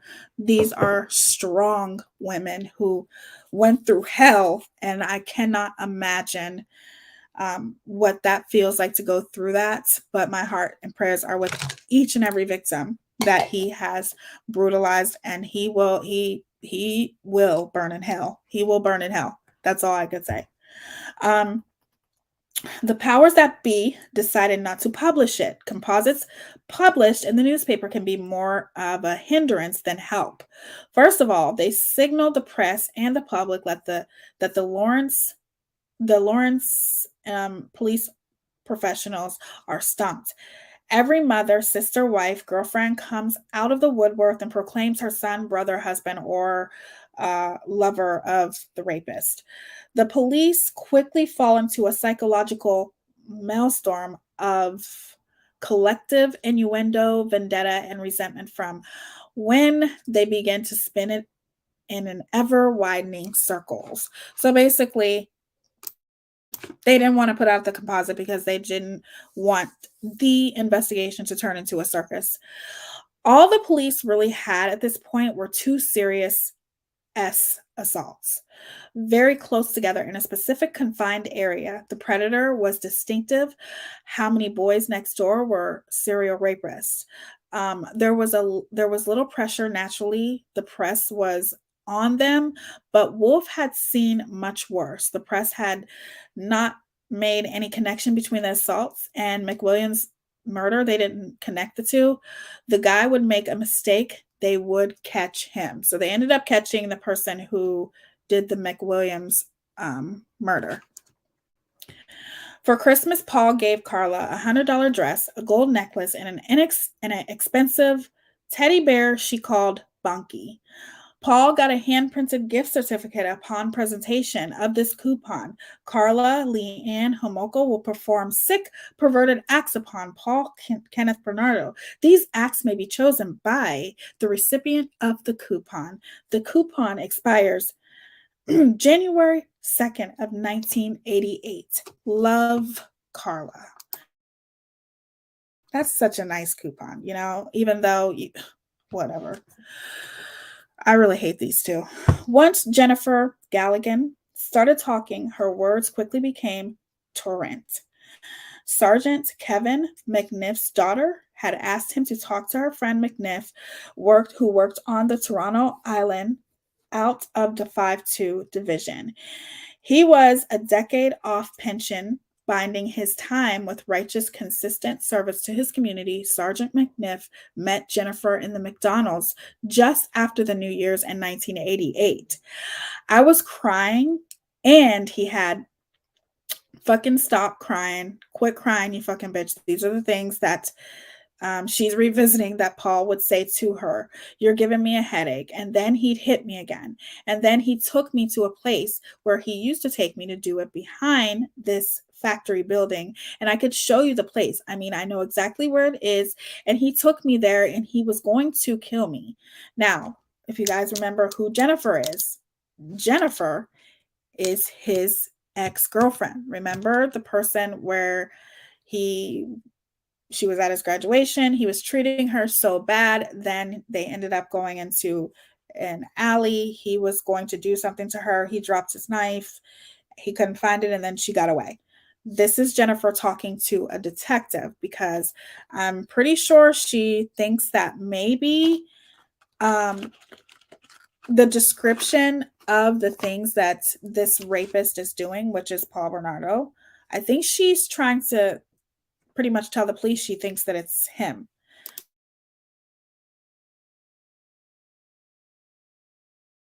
Basically, that she thinks that Paul Bernardo is the Scarsboro rapist. So she's having this talk with the detective at McDonald's, and she's telling him everything that Paul used to do to her, the way he abused her, the horrible things that he would say to her. She said he tried to, do it again with me. And I'm saying, no, I want to get away. I want to leave. And he goes, oh yeah, I'll make you leave. And he grabbed me by my hair. He pulled my hair and ripped off my pantyhose. And he was saying, I'm going to rape you. I'm going to do all of these horrible things to you. And then he was hitting me and hitting me again. And he would just hit me and hit me. And oh God, all I remember was he started looking for his knife. And then this is what Paul would say, of course, I'm fucking going to kill you. And he was looking for his knife, and he couldn't find it. Jennifer spewed huge chunks of monologue. Sergeant McNiff could barely look at her, all he had been told was that Jennifer had a problem with her ex-boyfriend. They were sitting in the McDonald's. McNiff was trying to sip his coffee, but the furious pace necessary for taking notes negated even a sip. The weirdest thing was that Jennifer spoke with her face contorted, and it was as if she were playing two roles, hers and Paul Bernardo's. I just took off like wild thunder. I never ran so fast in my life, Jennifer said. I got away, and I ran and I ran and I ran. And all you could hear him saying is, you effing slut. I remember him standing outside of his car. He's going and continues to say, you're an effing slut. He goes, I'm going to come after you. And when I do, you're dead. And I ran through the forest, and he obviously didn't want to run through the forest. And I remember there were burrs in my hair. There were burrs all over me, on my pantyhose and my coats, everywhere. I remember running up a hill, she said, stammering at the end. I went into a trance where I saw myself standing at the top of a hill saying, "You can do it, come on." Jennifer knew the person at the hilltop was not herself. She thought it was Mary and drew enough strength from the Blessed Virgin to keep going until she made it to a girlfriend's house. She fell asleep on the sofa, her head pounding. No one called the police. Shortly afterward, Paul tried to see Jennifer, but her father told him to stay away or face big trouble. Jennifer was afraid. Paul knew her school schedule. He knew she always ran a bit late. He started calling her home, offering to propose to her and give her a big diamond ring. He had always told her that an accountant and nurse would make the best pair, and Jennifer was going to college to be a nurse. Somewhere between her father's pretty much his noisy behavior and his fear, Jennifer slipped away from Paul. But she was always looking over her shoulder. When she finally stopped talking, the sergeant was speechless. The restaurant seemed to fall silent. Gathering his resources, McNiff asked her what exactly she wanted him to do. Okay, what do you want from me? "You will want to press charges," was more a statement of a fact than a question. But she said no, she wanted her money back. Paul owed Jennifer a lot of money, more than $2,000. He had given her part of it back in cash, but then he gave her some checks and they started bouncing. So she wants her money back. There was not much Sergeant McNiff could do about that. There's no way he could get Jennifer's money back. And if she would file charges, what would that do? Okay. He what he did do, though, because he was so disturbed by what she told him, Sergeant McNiff went back to the police station and he ran a check on this creep, a write-up of supplementary report, and pass it on to the detective investigating the two bizarre rapes that had happened the previous month right around where Paul Bernardo lived. He found that Bernardo had been written up 3 times before. Each time Jennifer had been involved. There had been 2 assaults on March 4th, and then on the other on July 26, 1986. The complaint was Jennifer Callaghan.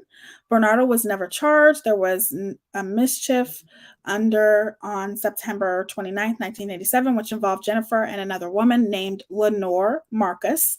But again, nothing had came of it. The guy had horseshoes up his ass, pretty much. Sergeant McNiff knew there was something wrong, though. He knew something was wrong with this story. Something bothered him about this story.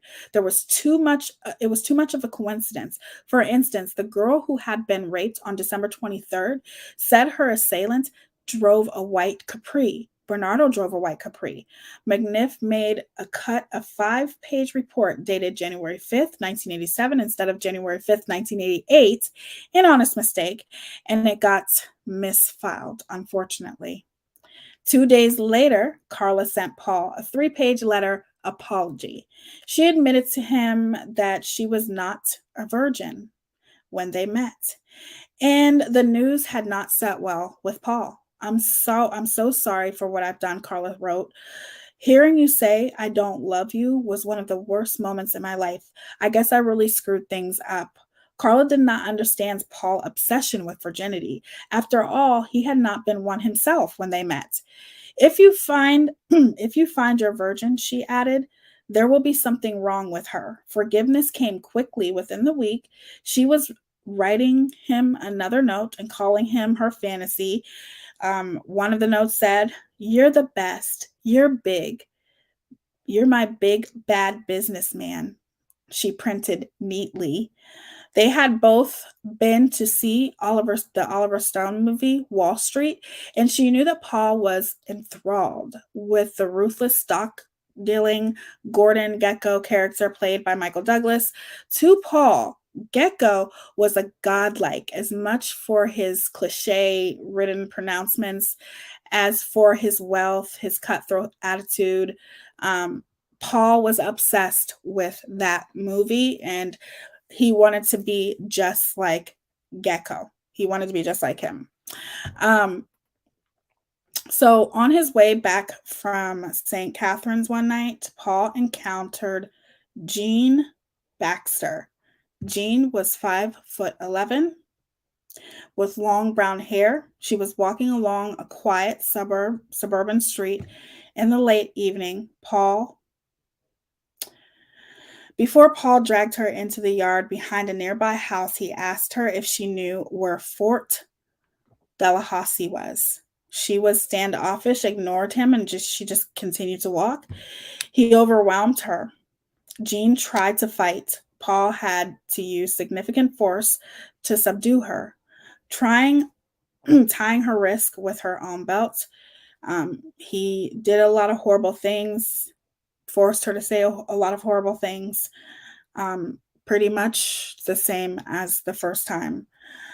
They quickly developed a composite that looked exactly like Paul Bernardo, and then they arrested.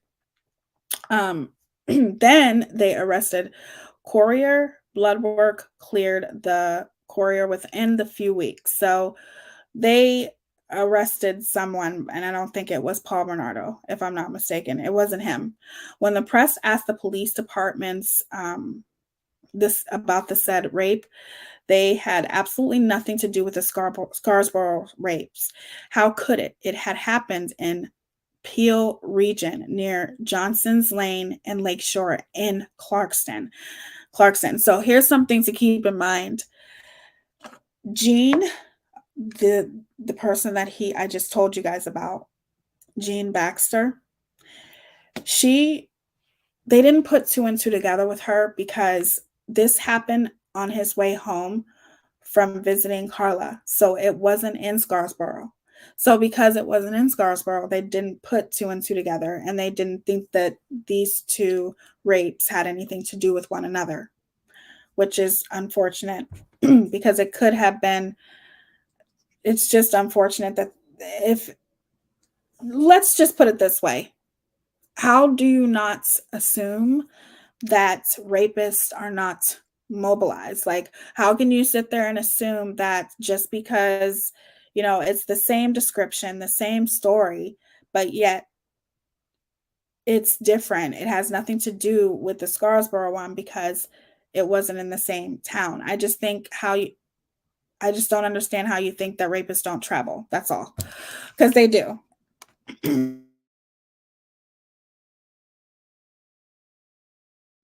Obviously. Okay.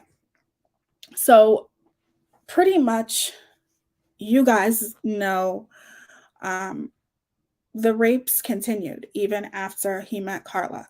But like I told you, it got progressively worse and more violent after he met Carla. He was still a rapist prior to meeting Carla, but the way that he did it just became more and more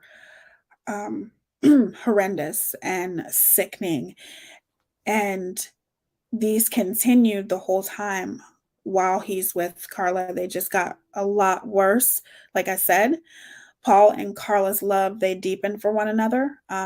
They often had sex in his car at Lake Gibson, just off the Bereavement Road. Carla's style of dress became more sophisticated. She went from gone from where the leotards and boxer shorts, no more perms. Her hair got blonder. On Valentine's Day, Carla gave him a coupon, another one, to receive one cute little blonde 17-year-old girl to put in a vulnerable position. In the spring, she bought a studded dog collar and wore it for him. She even found a greeting card to go with it, saying, "Sticks and stones may break my bones, but whips and chains excite me. Only you know how much." Obviously, certain things were on Carla's mind. She started calling his man part Snuffles. That's what she named Paul's man parts. Snuffles. That's so stupid. And happily noted, I love it when you do nasty things. Okay, I'm not going to go into details with some of the shit that she says. For her birthday on May 4th, Paul gave Carla a ring. She told the Diamond Club girls she was promised and flashed the evidence. In Carla's high school yearbook, her FM favorite memory was listed as camping August 1988. Camping was a 10-day trip she and Paul took to see the mouse at Walt Disney World in Florida. She lied to her parents and told them that they were going to Paul's grandparents' cottage on Georgian Bay. It was on a trip that Paul made his first video featuring Carla. In their hotel room at the Marriott, they cavorted half naked, hamming it up on a camera, wearing those famous mouse ears hats, doing very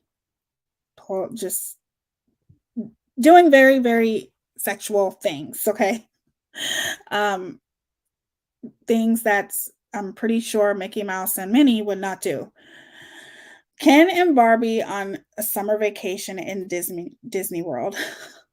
That was the summer 90-year-old Frank Bernardo passed away. Ironically, Marilyn and Ken decided to take a trip to Italy vacation to honor his memory. Left alone at 21 Sir Raymond, Paul became inspired and took a series of Polaroids. Carla rather liked the idea of defiling Paul's mother's house, especially since Marilyn had called her a slut the first time they met. Paul's mother did not like Carla, and she called her slut when they met. In one picture, Carla was laid back, arms are above her head, spread-eagled, grinning from ear to ear with everything, covered with whipped cream. 16 pornographic Polaroids. In all, they ran there's just handcuffs that were involved, all that kind of stuff that people like them do, okay? In another, she knelt with her rear facing up, all kinds of provocative pictures that she took. With a timing device, Paul managed to capture both of them in a variety of acts, from rear entry to all kinds of shit, and there's no reason to go into details about that either. So, my God. The one thing that you guys also need to keep in mind is Paul and Carla took pictures of everything. And then one year, Paula and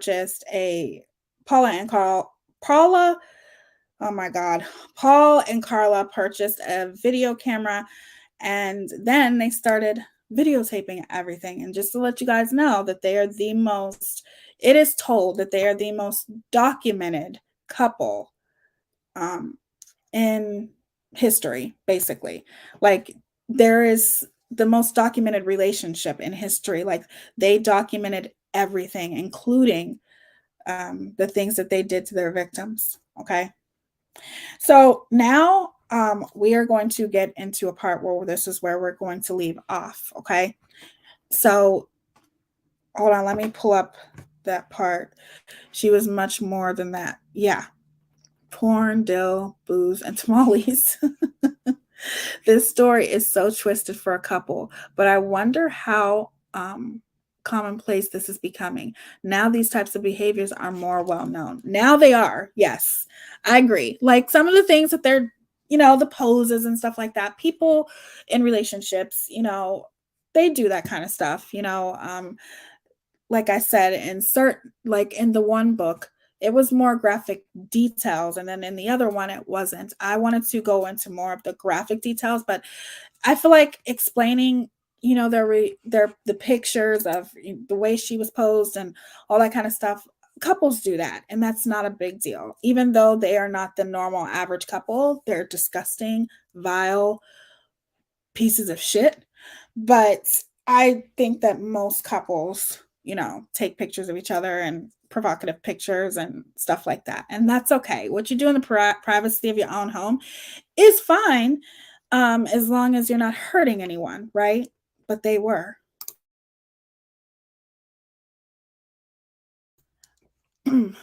Tamales? Oh hell no! You will, you will not taint my love of tamales.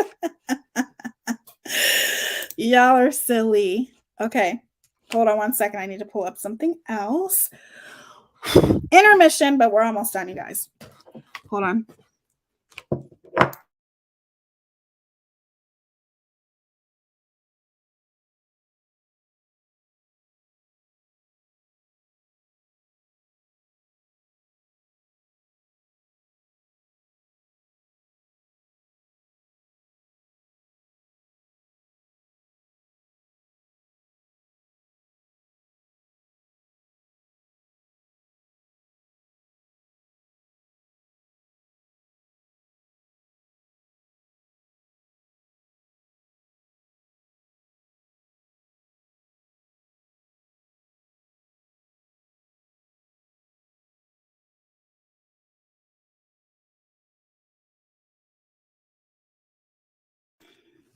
Okay.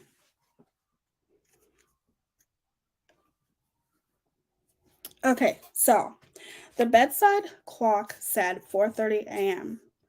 For a cop, early morning calls were never good. Okay, obviously they were never good news. There had been another rape. The victim was a Scarborough Grace Hospital. This is where the victim was.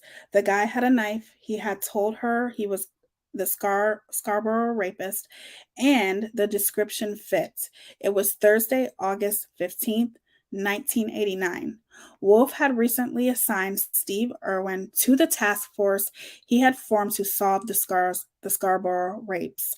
This was the first occurrence since Irwin had become seconded to the task force.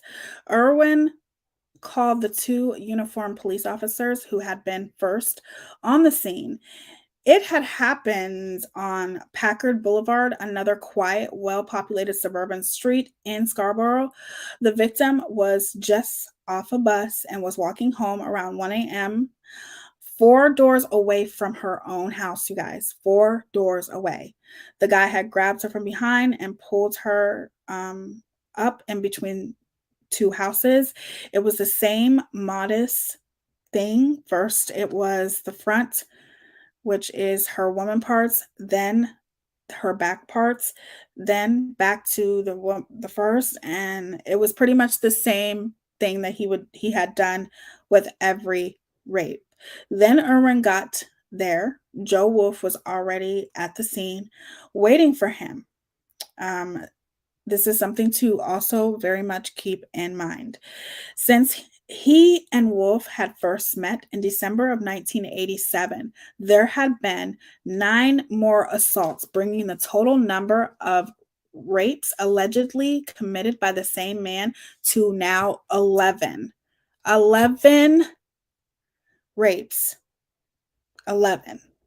Detective Irwin had had first seen Wolf on December 17th, 1987, shortly after that meeting, which had more to do with Margaret McWilliams' murder than the Scarborough rapist. Wolf had been promoted to acting staff superintendent in 1988. It had started in April. On April 10th, the rapist attacked Norma Keenan, Norma Keenan, just off the bus at Clementine Square. Norma had long brown hair. The rapist made her repeat over and over again that she loved him. Wolf supposed that there was some kind of voodoo seasonal force at work. Sorry, guys. Perpetrator seemed to strike in the early spring and summer, then right around Christmas time. In 1988, there had been an occurrence in May, but Wolf refused to believe the rape in Clarkson had related to those in Scarborough. Then there was Helen Moore on Dundalk Drive in October, and Shannon Ellis on Allenford Road in November. And just after Christmas, on December 27th, Linda Cohen on Weir Crescent. Then nothing happens. Nothing happens for 6 months. Okay. Long between the attacks confused the police. For 6 months, nothing happened. When a serial rapist stops, it could only mean one of three things: that he died, he had moved away, or perhaps he had been arrested on another beef. Alice, the Scarborough rapist, at last, pretty much, um, came back to life on June 20th, 1989, when he raped Lydia Davidson at 15 Sonic Square in Scarborough. Always in the back of Steve Irwin's mind was the steadfast notion that whoever was committing these horrific rapes had also killed Margaret McWilliam. Okay. I don't understand, but Irwin just could not get that off his mind. Irwin had been very young when he was assigned to what was called the Warden Woods jogger case.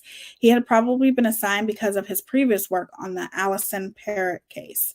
But he just really thinks that he can't get off his mind. He really thinks that Paul Bernardo, well, the Scarborough rapist, had something to do with the murder. But one thing to keep in mind, you guys, is that Paul Bernardo did not murder until after he met Carla.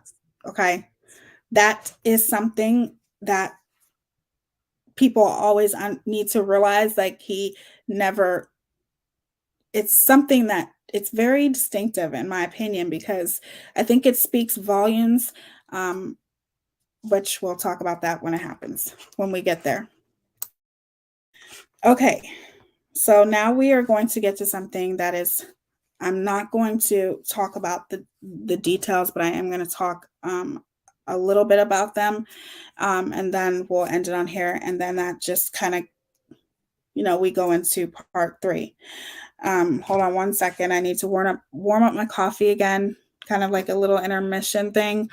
Talk amongst yourselves, and I'll be back in a minute.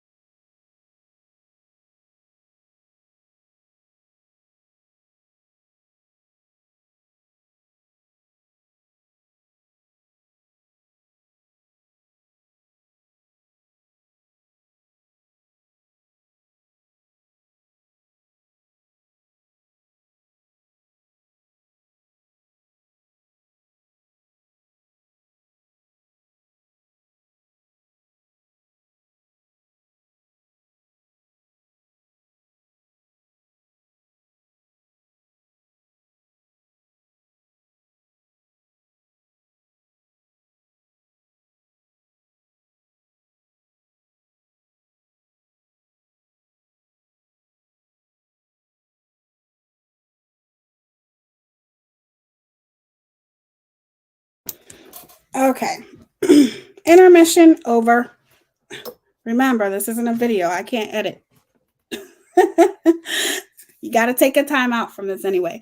Okay. So, just to keep in mind before we get into the seriousness of this, which is the whole thing is serious, everything that's happened thus far, but something obviously brutal happens that you just can't believe it. It's almost shocking. It's very, very shocking.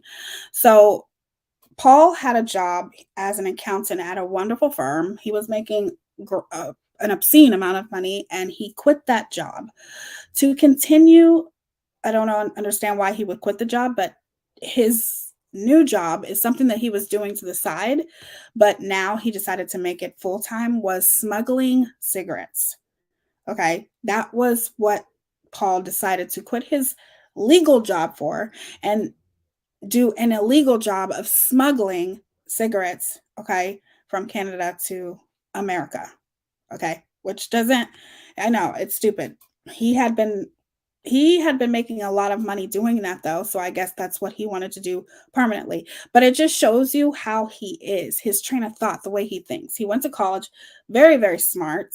He was an accountant at a wonderful law firm, and he quits that law firm. He had such a good track record at this law firm.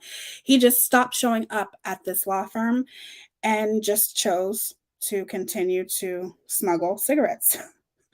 And it shows you his, like I said, his the way he thinks, because sorry about that, the way he thinks, it's like he has to live on the edge. He always has to be doing something dangerous, because at the end of the day, why would you quit such a prestigious job, something that you went to college for, you worked hard for, just to smuggle cigarettes? However, he was making a lot of money doing that, you guys, like a lot. The money Paul had been making smuggling cigarettes to supplement his income had rapidly become his income. By the time he quit his day job, Paul was making twice as much counting cigarettes and beans. Everything was starting to fall into place, and his world was unfolding as he felt it should.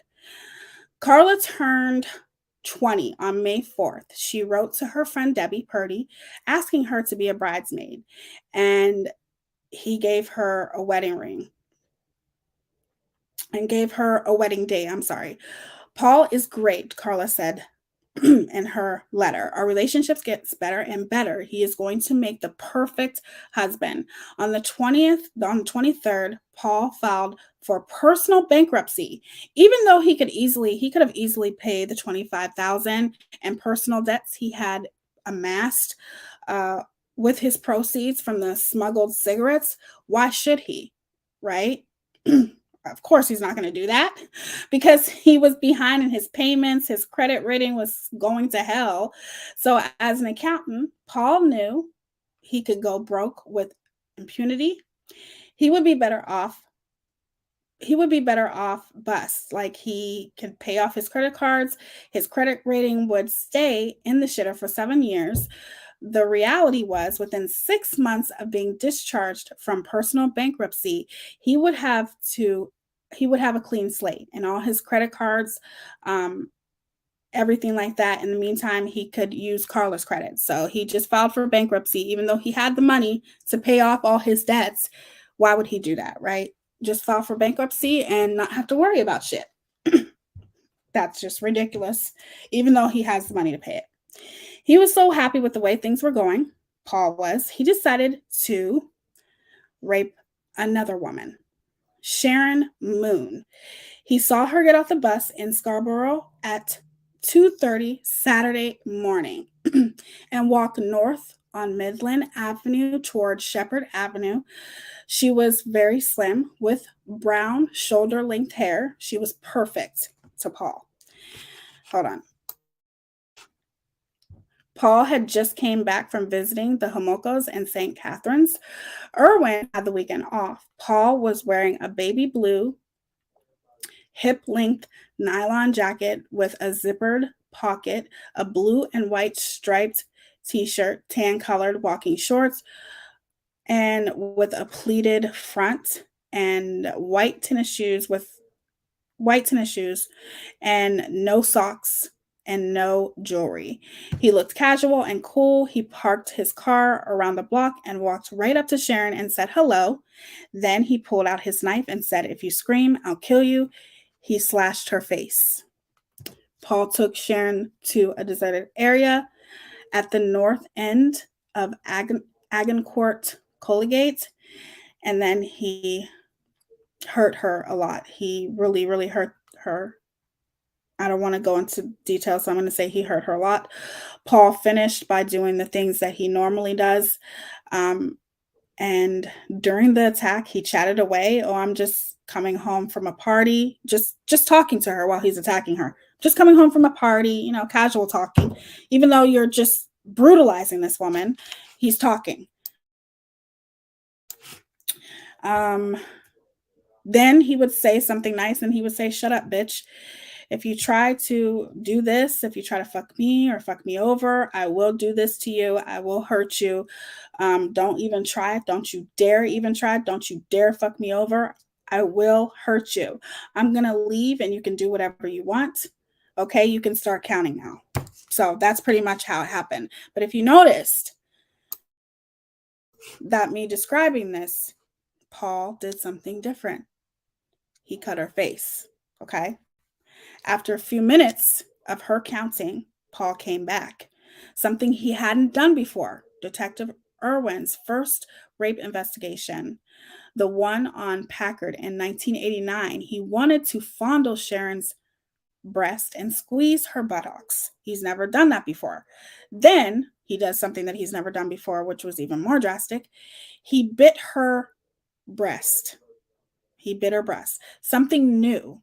And then Paul says to her, "Oh shit," he said, "I wanted something to remember you by, and I want you to remember me." And then he did something else that was weird.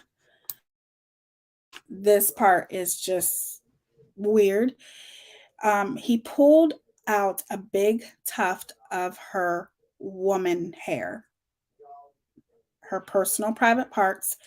He ripped it out. He ripped out some of her hair down there. Something he's never done before. Okay. Also, another thing new that he did is he stole her purse and her wallet with her identification, a makeup kit, and her hairbrush. Like many of the previous victims, Sharon got a good look at him. She got a good look at Paul this time. Well, not this time, but you guys know what I mean. She got a really, really good look at him. After hospital staff treated the cut and administered the rape kit at Scarborough Grace, the police took her downtown for forensic identification to the forensic identification unit on College Street. Sharon gave the police artist another good description of Paul Bernardo. A very good description. From the task force to which Wolf had first appointed Irwin the previous year, the police had formed the SA squad. To much hoopla and publicity, there was a robbery, there was homicide, now there was SA. Their offices were on the third floor of the 40th College Street. Irwin's cynicism was deepening. Okay, when Wolf assigned Irwin to the squad, Detective Irwin was told that there would be at least 16 permanent appointments, but there were only 10, since the squad had taken on the responsibility of all SAs in the investigation in Toronto. There were not nearly enough bodies. But Irwin also recognized that the squad's mere formation would have been a significant impact on the press and public. Even though the media had not reported half of the Scarborough rapes, they had only documented 6 or 7 out of the possible 15. The press, all did the squad. One newspaper reporter even called it the elite sexual assault squad. The police strategy was simple. They would tell the press that the victim, Sharon Moon, was the first one to get a good look at her assailant. Before, the guy had always worked from behind and insisted, like the Dennis Hopper character in the movie Blue Velvet, that his victims not look at him, acknowledging the fact that the composites look just like the first two or three and a lot like the one they had made in 1988 of May, would be detrimental to the ongoing investigation. It would also cause the many victims needless distress.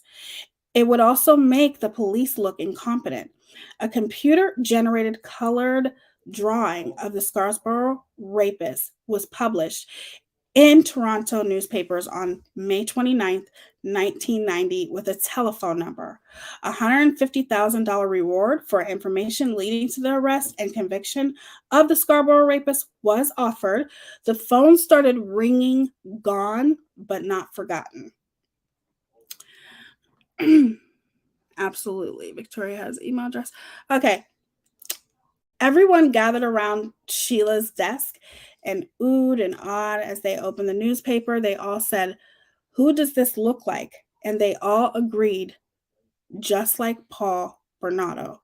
On June 28, 1990, one of the members of the SA squad took a call from an employee at the Royal Bank on the corner of Ellesmere and Nielsen Road. One of the bank's customers was a dead ringer for the picture in the paper. The bank employee had not seen him for a while, at least since the 26th of May. But when he came in the previous day, his hair was different than it had been before. It was exactly the same as it was in that picture.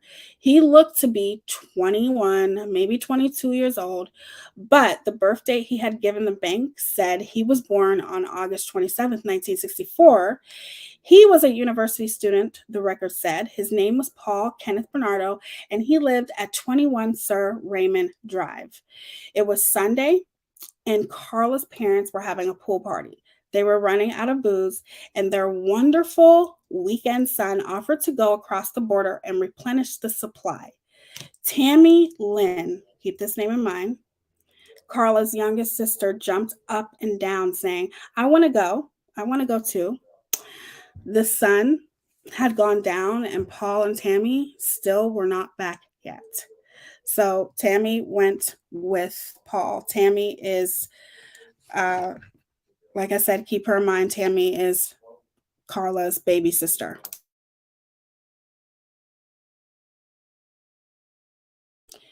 They had left, obviously, during the day. The sun had gone down. They still weren't back yet. Carla was outraged and humiliated. It had been literally hours and hours. She knew what Paul was up to. Carla knew Paul wanted Tammy. Paul had a crush, okay, on Carla's baby sister, Tammy. It's crazy to me. And Carla knew this. He blatantly told Carla that he had a crush on her baby sister. And obviously, it humiliated Carla that they weren't back yet. Who knows what could have been happening? And of course, it was very common. Like, Tammy had a little crush on Paul, you know, she had a crush on her big sister's boyfriend. She wished she could have their life, blah, blah, blah, blah. She was very young, looking up to her sister. I feel like that's normal for her. It's not normal for him. This is a young lady. I think she's 14, 15 years old. And here you are, 23, 24, and you're telling your girlfriend that you have a crush on her baby sister, who is obviously a virgin. Carla knew, it's just crazy. Carla knew Paul wanted Tammy because he had told her. Carla knew Paul was seeing other women too. She also knew he was raping some of them. Carla could deal with that. Now remember, it is not, and keep this in mind, it is not 100%, because we all know that Carla Homolko is a liar. It is not 100% of when Paul confessed to Carla that he is the Scarborough rapist. It's not 100%. Her story is she found out after they got married. She found out the night of their honeymoon. That's when she's saying that she found out that, well, that's when she's saying that Paul confessed to her that he was a Scarborough rapist. However, then she had told someone else that he had told her way earlier on, prior to them getting married. So it's not 100% of when he really told her. However, she knew he was a Scarborough rapist. She she knew he was seeing other women. She knew all of these things. Okay, that's okay. But it's not okay that he goes for a ride with her sister and humiliates her by staying gone for way too long. That's just weird. She could deal with all these other things, but she couldn't deal with him. She couldn't deal with Paul leaving with her baby sister, because that's Carla losing control. Carla was a very dominant type A controlling personality. She liked to be in control. Okay? She was losing control. She didn't know what was going on, because here her fiance is with her younger baby sister and has been gone for hours. If you really love me, he had said, let me do it to Tammy. This is what Paul said to Carla, his fiance. He's basically asking his own fiance if he can have sex with her sister. It doesn't get any more disgusting than that. It just doesn't. It doesn't get any more vile than that. So basically, he's saying to his fiance, if you really love me, you'll let me have her. Carla really loved him. In his request, she saw an opportunity to minimize the risk and take control and keep it all in the family. She helped Paul break the Venetian blinds in Tammy's bedroom so he could make videos of Tammy undressing at night. The summer, she and Paul had started to have S in the afternoons. Basically, to sum that up, these people are demented. Okay. Paula, oh my God, why do I keep saying Paula? Carla and Paul would have intercourse on her baby sister's bed.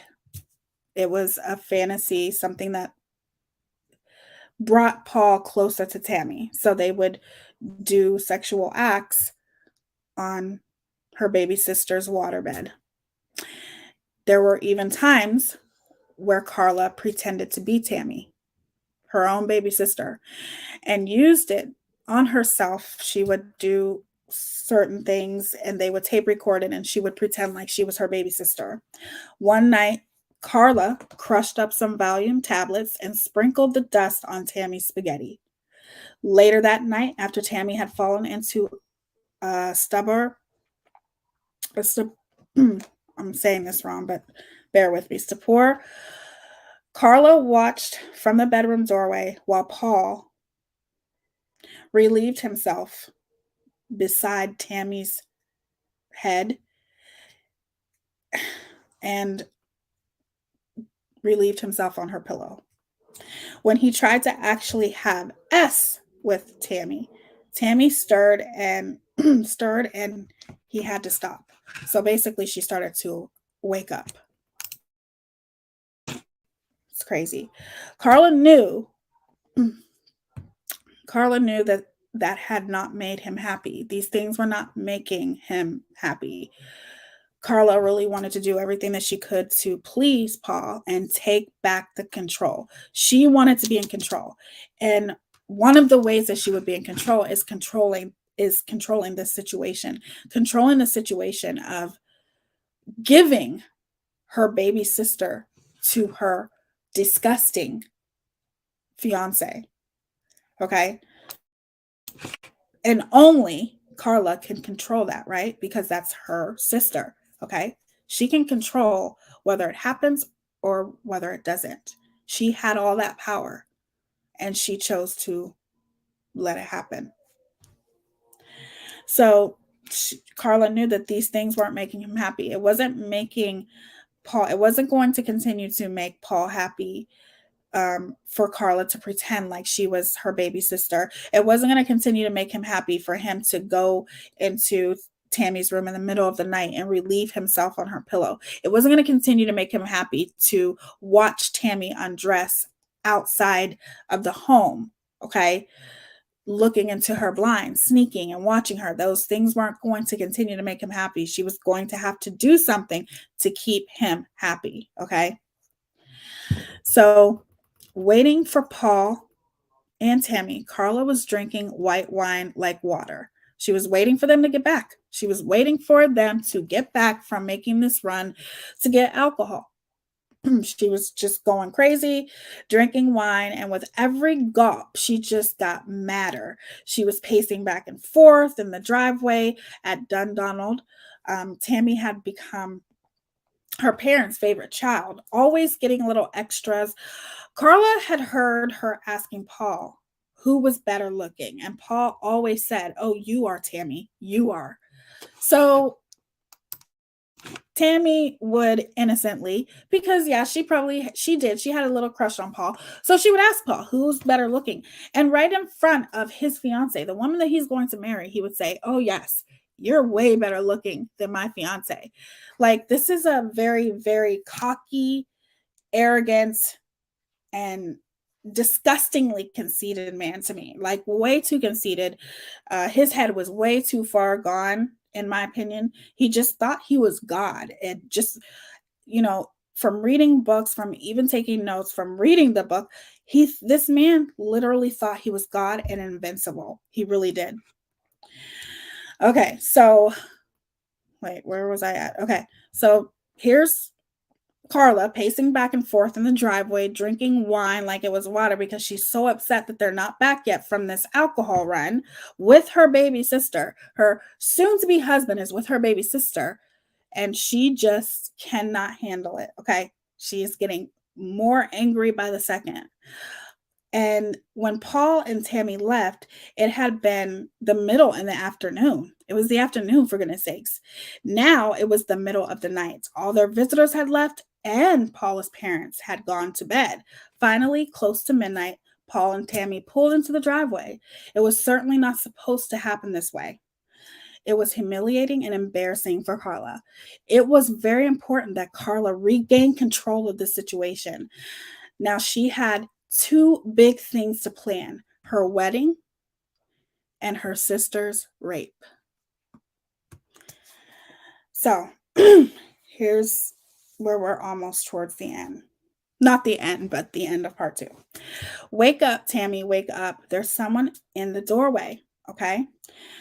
This is one of Tammy's friends that slept over Tammy's house that night, and they seen someone in the doorway of Tammy's bedroom. You know how you have your door closed and you can see shadows in the hallway? That's what Tammy's friend saw. Tammy was sleeping, so she didn't see it herself.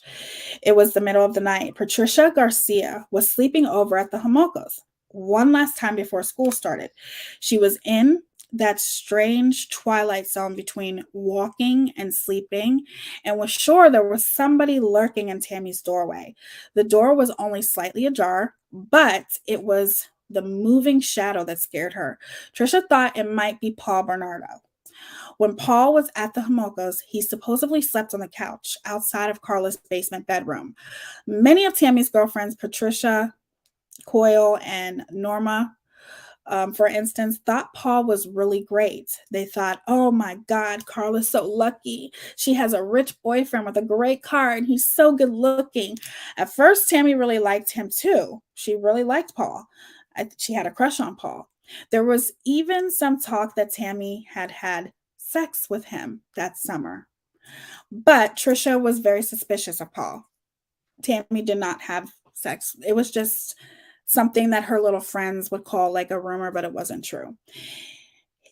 But Trisha just was very suspicious of her, Tammy's friend. All of Tammy's other friends liked Paul and thought, Carla was the luckiest person in the world to be marrying this man. However, Trisha didn't look at Paul that way. He was too generous. All summer long, he was always getting them drinks and food and buying them stuff. Trisha just always thought he tried way too hard. One day, Trisha and Tammy noticed there was a film and a few white flecks on top of their Cokes. Okay, so on top of their, Coke cans. And they would just laugh. They would see a few white specks on top of their Coke cans. And they just laughed about it and twittered, "Oh, imagine if that were him trying to do something to us." That's what they would joke about. When they noticed it again and again, it became less exciting. The girls started dumping the drinks and getting their own, smart girls. It became a nagging concern, though, because they had no idea what was going on. But what was really going on is they were being drugged. One night, Norma slept over too, and the threesome decided to play detective. Most of the time, Carla kept her room locked, but that night they found it open. They, how the little baby sisters and the little baby sister, and her friends, they go through the big sister's room and look at, an admiration of all the things that the big sister has and plays in the makeup and all that kind of stuff. That's what they were doing. And they snuck into Carla's hope chest. They found a strange bag of white powder. Now, even Tammy was scared. She called Trisha the next day.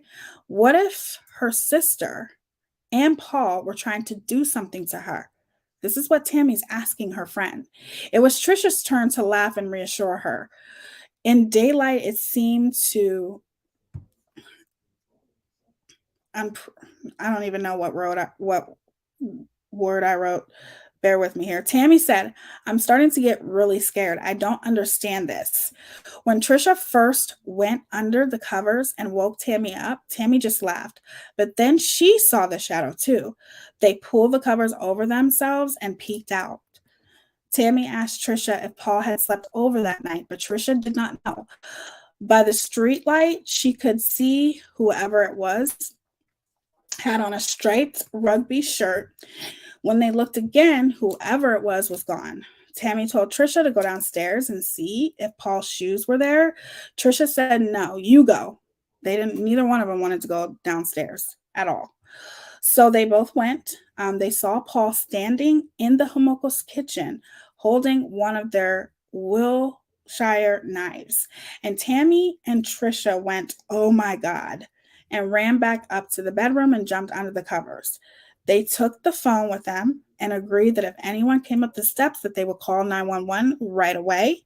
They also planned to keep watch, spilling at each other, and every hour on the hour until dawn, that they were going to continue to check on each other. Neither one of them will be sleeping at the same time. But then, excuse me, eventually they both fell asleep.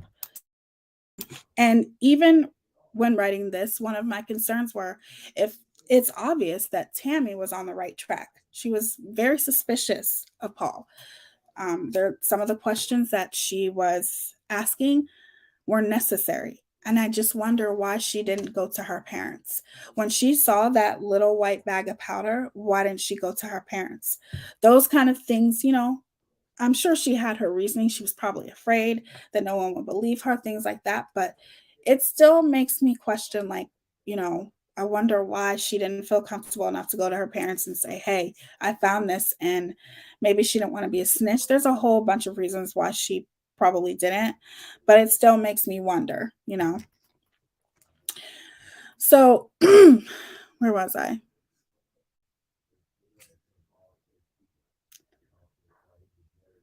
Hold on. Okay, so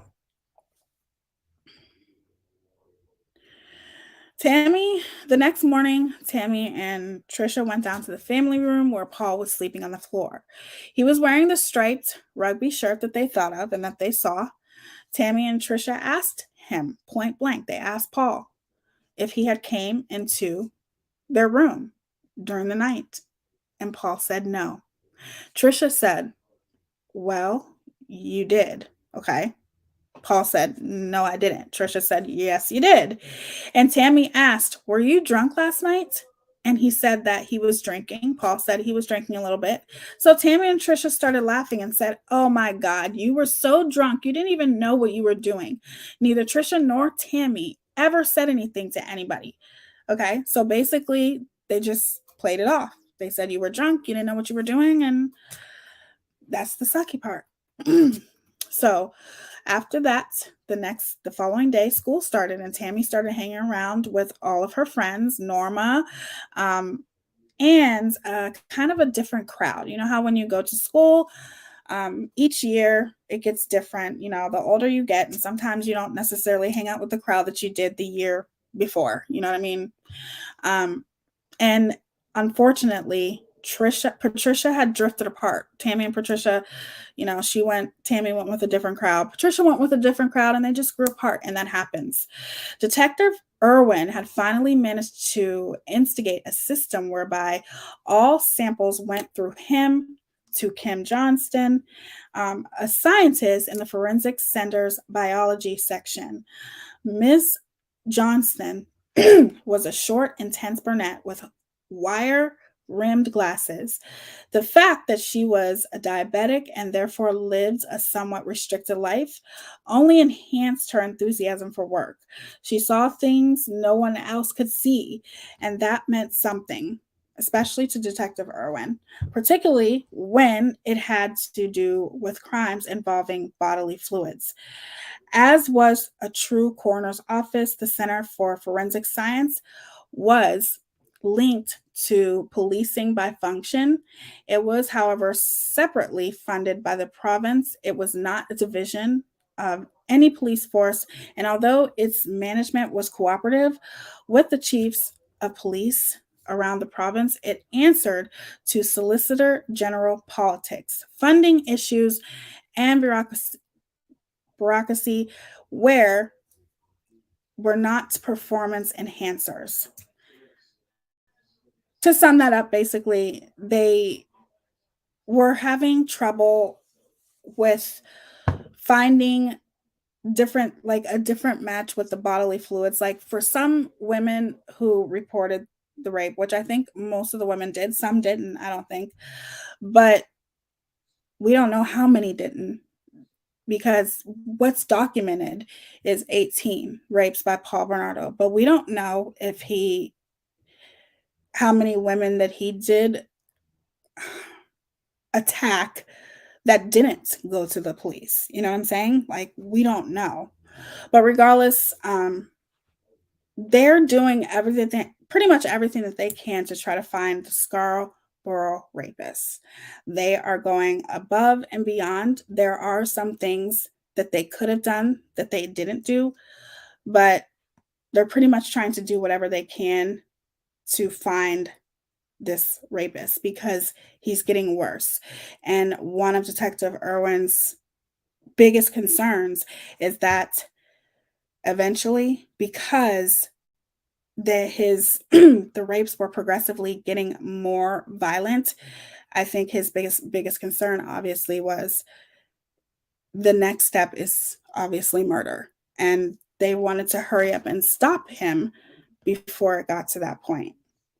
So now pretty much this is the part where I'm going to give you guys another trigger warning, because this is the part where Tammy Homoko is attacked by Paul Bernardo and Carla Homoko, her own bigger sister. So, trigger warning again.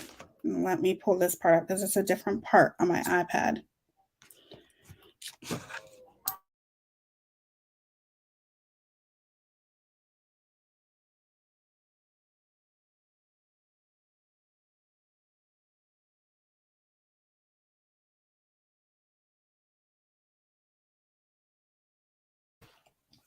Okay.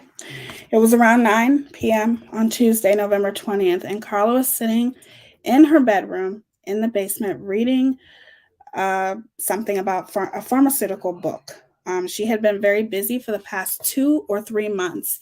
It was one thing having to plan a wedding. The size of the one she and Paul were going to have, it was quite another to have to plan your sister's rape at the same time. Excuse me. Thank God she had already picked out her wedding dress in September. The design was by Demetrios from Tater's Lane in Niagara Falls, New York. Paul was such a sweetie. He had helped her pick it out, put down the deposit and everything. And she had most of the bridesmaids' measurements except Debbie Purdy's. So that was well in hand. Carla had come to the conclusion that the only way to do Tammy properly was to knock her right out. The volume Carla had for her cat's shadow's urinary problem, crushed and sprinkled on Tammy's spaghetti, had not worked. When she had, when she and Paul had experimented mixing crushed Valium in Tammy and Trisha's drinks during the summer, the taste had been very bitter, and Carla was sure both of them had noticed it. Then she went out and got a prescription for some sleeping pills called Elavil, but the compendent, I cannot pronounce that, had said Elavil had a gradual cumulative effect, so she had not even bothered to fill it. Finally, she figured out exactly what to do. Being in charge of the drug registry at work, Carla had working knowledge of pharmaceuticals and the specialties. The large medical reference work that gave detailed information about every drug on the market. I'm not even going to try to say that word, was updated every couple of years. The book was uploaded every couple of years. Carla borrowed the outdated 22nd edition from the clinic and brought it home. In the past, her mother had taken Halcyon, a well-known prescription sleeping pill, and it seemed to work very well. Carla read up on Halcyon, and I could be saying that wrong. I apologize if I am. And it sounded ideal. Halcyon had the fewest contradictions of all the sleeping potions, and the book said it was safe. It was real easy to get to. Cats and dogs were often prescribed sedatives, but the clinic seldom stocks the drugs. The vets would have to ask Carla to order whatever was required from the drugstore in the opposite plaza. Carla would walk across the street, pay for it, and bring the prescription back. She and Paul could easily crush a half dozen pills and mix them in her sister's drink oh my God. Anyway, that should do the trick.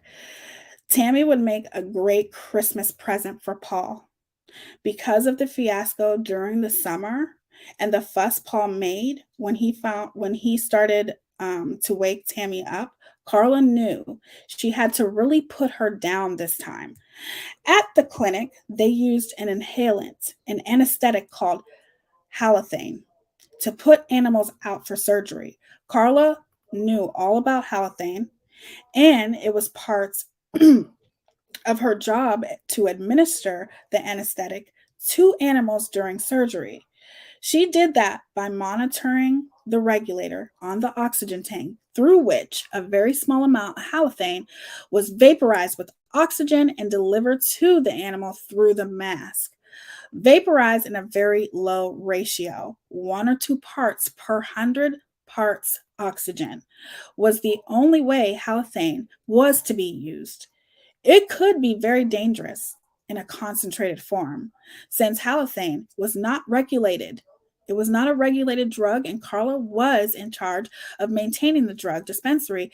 She could have easily put a bottle or 2 in her bag. When she got home, Carla put the plain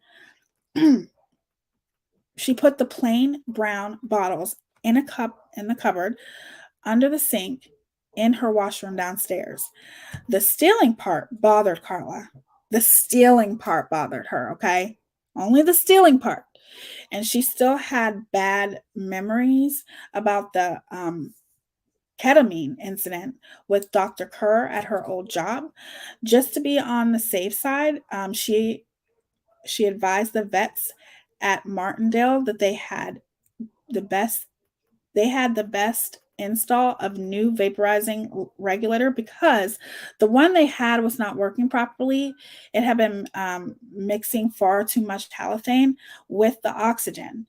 She had really thought this thing would work with Tammy.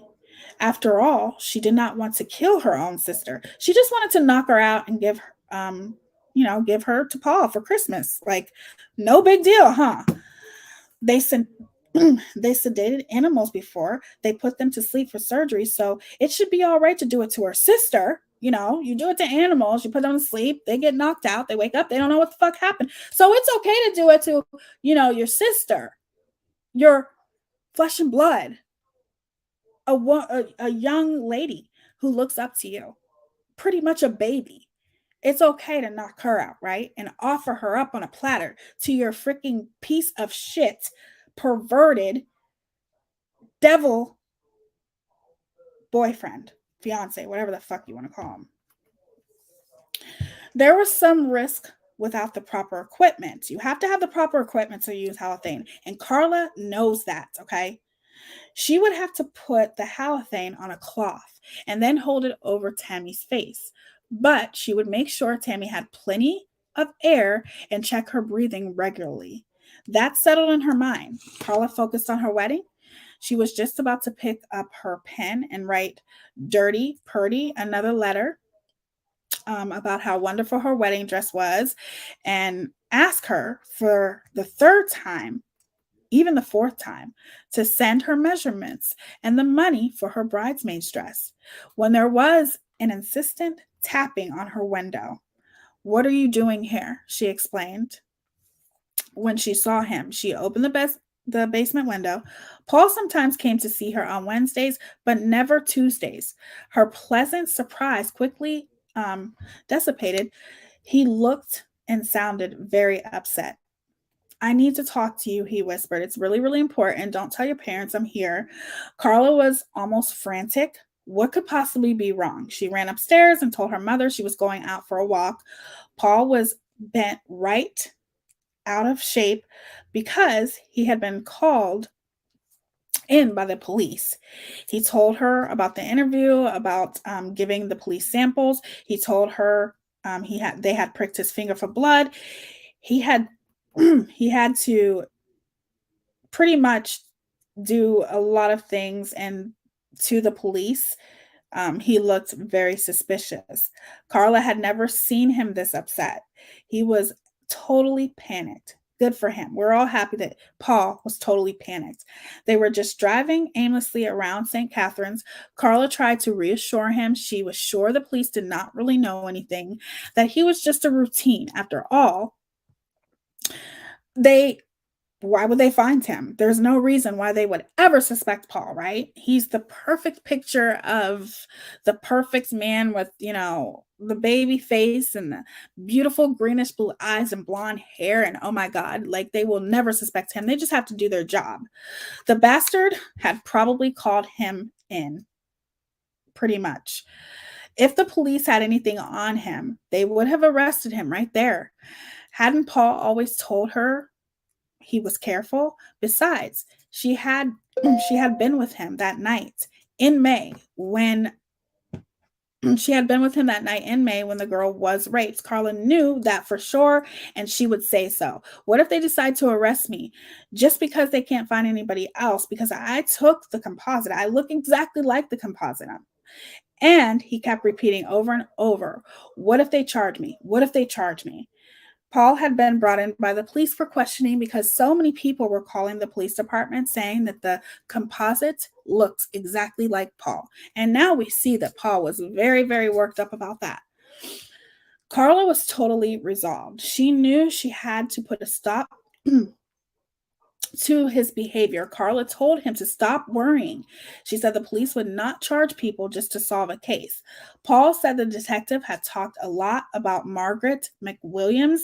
If they compared his samples to samples taken from Margaret McWilliams, Paul would be absolved. Paul said the police told him that it would probably be a month or so before they had the results from the samples. They went to the library While Carla checked out books on computer programs, Paul went through the newspapers on microfibers, which the detailed eye of an accountant. He noted the dates of all rapes attributed to the Scarborough rapists, the name of the newspapers that had been reported to the story, the public description of the attacker, and any comments made about the rapist. Cunning and very intelligent were his favorites. So he's looking and saying the favorite things that people think of him. And rapists, like you're a rapist, okay? And you're sitting here admiring that people are saying what?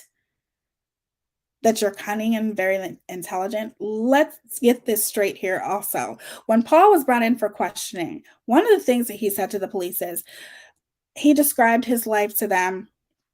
He was talking about how he was going to get married to a beautiful woman, that he had a great job, and that he's also an inspiring rapper.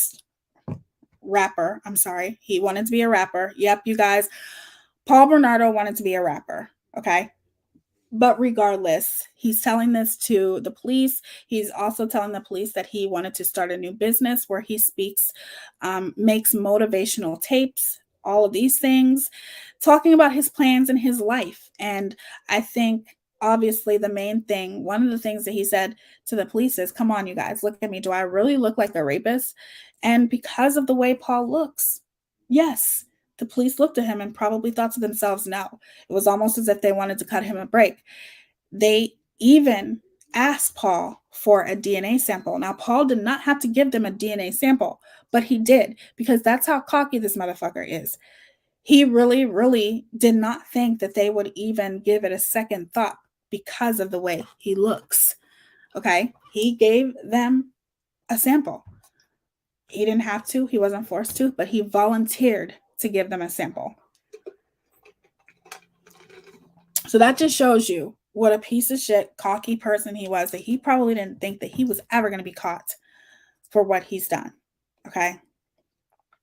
On the same notepad, a long one that Carla had picked up on a bridal shower, Carla noted the date of each occurrence and the main intersection closest to the side.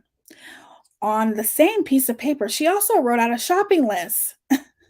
The particular week, she required sun in to lighten, Paul's hair and freeze hairspray for herself, and she made herself a reminder to order confetti favor cards for her wedding. So while Paul, okay, now remember, keep this in mind, Carla always said that she found out that Paul Bernardo, she said he confessed that he was the Scarborough rapist after they got married on their honeymoon. But here she is writing on a shopping things on a paper where Paul Bernardo is writing out a list of all of the women that he raped and brutalized and attacked violently. These violent rapes. He's writing down every woman, and on that list of paper, Carla has no problem putting down things that they need to get for shopping at the grocery store and things that they need, like hairspray and tanning stuff. Like, this woman has no heart. She has no soul. She is disgusting. Over the following weekend, Paul and Carla had more intense discussions about his interview and Tammy Lynn. Carla knew that their love was so powerful that it would conquer all. On Monday, November 26th, she sent Paul a note. Please accept my apology. Even though actions speak louder than words and my actions haven't been great, I swear things will change. Just remember how much we love each other, Paul. Okay? I know we can get through this. 3 days later, Paul was formally discharged from bankruptcy. That was the step in the right direction. And on December 5th, Carla picked up her confetti cards, 100 of them. She wrote Debbie Purdy yet another wedding talk letter. There were 2 absolutely wonderful events in her immediate future, she said, marriage and a dog. To celebrate their wedding anniversary, Carol and Dorothy Homolka always went and stayed in a hotel in Niagara Falls, New York for the weekend. This year, they chose the weekend of December 8th. Paul and Carla had high hopes for Tammy, for an opportunity for Tammy on the weekend. But for the first time in months, Lori decided to stay home and not go out over the weekend. Paul threw up his hands, videotaping all the way. Paul took the three sisters frolicking like palamis in their riot of Christmas lights across the border for a brief Saturday evening visit with their parents. "Take good care of my girls, Bernardo," Carol said to the camera as they galloped away into a bright Christmas night. Carla sent Paul 2 more cards, one for their anniversary of their engagement on December 11th. "Just for fun, I made a list of the top 100 things I like to do with you. Kiss and hug and stuff, you know what stuff.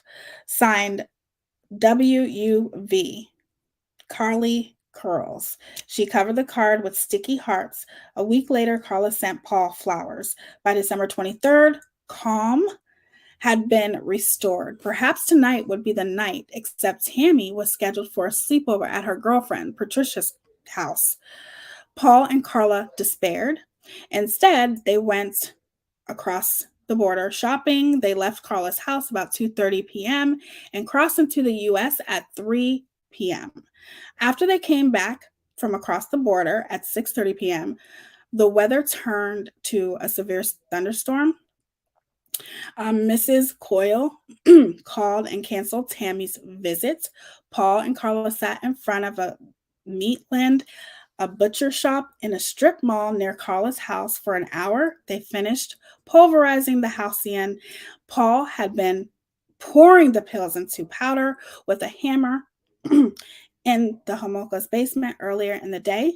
When Carla's mother asked about the noise, they got back to the house, of course, and Carla's mother is like, "What the fuck is that noise? I don't understand what that is." And of course, they lied to her. As far as Paul was concerned, this was going to be the best Christmas ever. He had a new Sony video camcorder, and he would get it all on tape. Before they went shopping, he had videotape Mrs. Homolka in the kitchen, the Christmas tree, and all the presents downstairs in the recreation room. The new toy was fun. Everyone was captured into the lens, including a prone, shirtless Mr. Homolka as he laid on the couch watching 60 Minutes, and Mrs. Homolka in her bathrobe as she descended the stairs at 8 o'clock to watch Murder, She Wrote. Remember that show?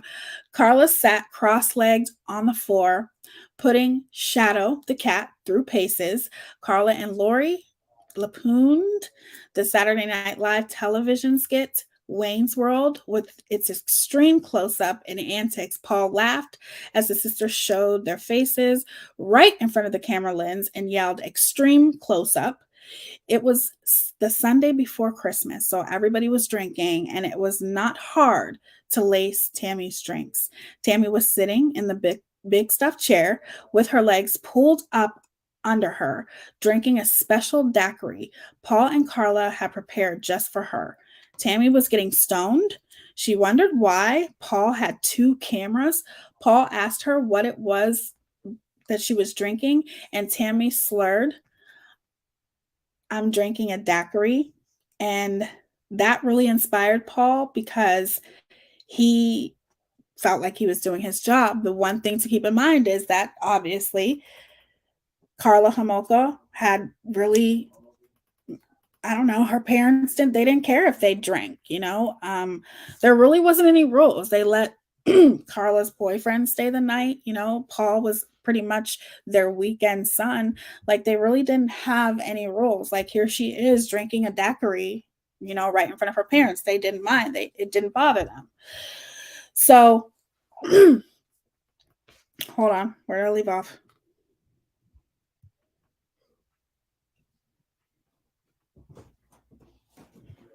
Okay, so Paul asked Tammy what she was drinking, and she said she was drinking the slurred the word Ice. And that really inspired Paul because Ice Ice Baby to Go was a line from a song by the white rapper Vanilla Ice, who was one of his role models. Vanilla Ice was Paul Bernardo's role model. Does that say a lot or does that say a lot? Like, seriously. He said, Ice, Ice, baby, to go. And Tammy looked right into the camera, laughed consistently, and defiantly said, no. Then Tammy said, right out of the blue, these guys are trying to poison me because they just kept making her drinks. They just wouldn't stop making her drinks. Well, we all know why she's making her drinks. And she said this very loud. These guys are trying to poison me because they kept handing her drinks, right? Why didn't her parents do anything? Why? Probably because they didn't hear her, maybe? I don't know. I have no idea. These guys are trying to poison me. That is something to always keep in mind of what she said very loudly. Everyone was in the room when she said it, but nobody seems to hear her. Carla almost freaked out though. Then Tammy went upstairs to get something to eat because they were downstairs in the basement area. She was just getting over mononucleosis, and she had been complaining about feeling a bubble right around her ribs. Paul and Mrs. Homolka felt it in the kitchen, and they agreed that it did feel weird around that area. Tammy started drinking Paul's Rusty Nail, a tortured concoction of scotch and drambuie that I'd never heard of. She downed the whole drink. Then she went upstairs to her bedroom again and she called her friend Norma. While she was upstairs, Paul shot more video footage of Mr. and Mrs. Homolka, Carla and Lori around the Christmas tree. Much later, Carla would bitch at Paul though, because ever since they were very, very little, the three sisters, Carla, Lori, and Tammy, had always had their picture taken in front of the tree together. This was the first time they had not. And look what happened. Now, just to keep in mind, just to let you guys know, she's not mentioned that much in the story, but yes, Carla had two sisters, and Tammy was the youngest, and then Lori was the middle child. Paul and Carla had given Tammy 10 or 12 5-milligram pills, but they did not seem to be having the desired effect. Tammy just seemed a little drunk. Lori told Paul and Carla to stop feeding Tammy drinks, okay? Like, just stop. She doesn't need any more. But nobody paid attention to what Lori said. They just didn't care. So she went to her room and never came out, okay? She went to her room. She was pissed. She was watching Carla and Paul continuously feed her baby sister drinks. Of course, she got pissed and went upstairs. I wish she would have stayed downstairs, though. Maybe she could have stopped it, or stopped them from doing it, Finally, Tammy came back downstairs when Mr. and Homolka went to bed. They told Tammy to go to bed as well, but she said, no, I want to watch the movie with Paul and Carr.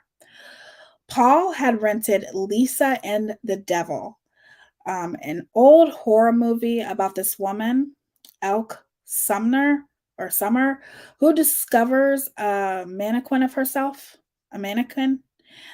There's a warped family with a sadistic husband and a nympho wife, a necro son, and a butler, played by Telly Savalas.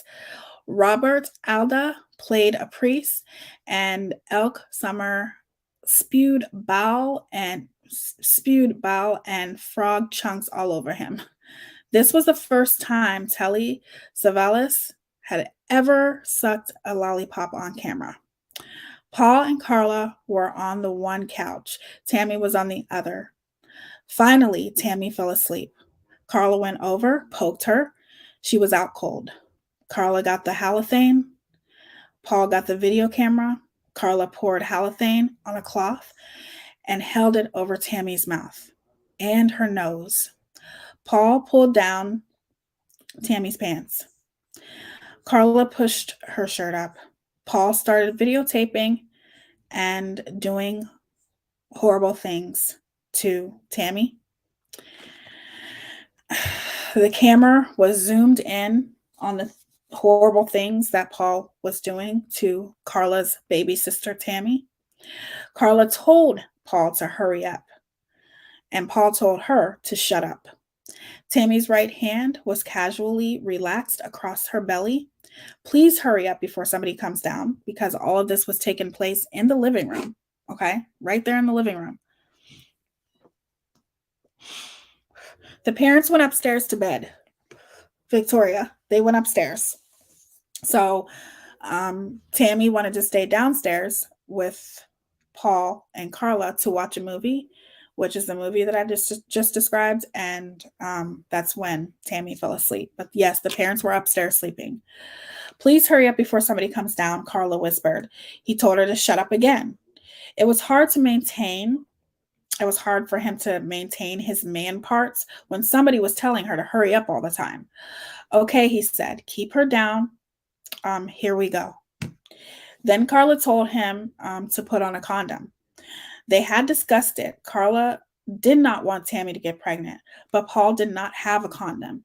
He never had any intention of using a condom. Keep her down and keep quiet, he whispered. Carla said it more forcibly. Put something on. Don't get all worked up. Shut up, he said. She told him to put on a condom 3 or 4 more times on video, by the way.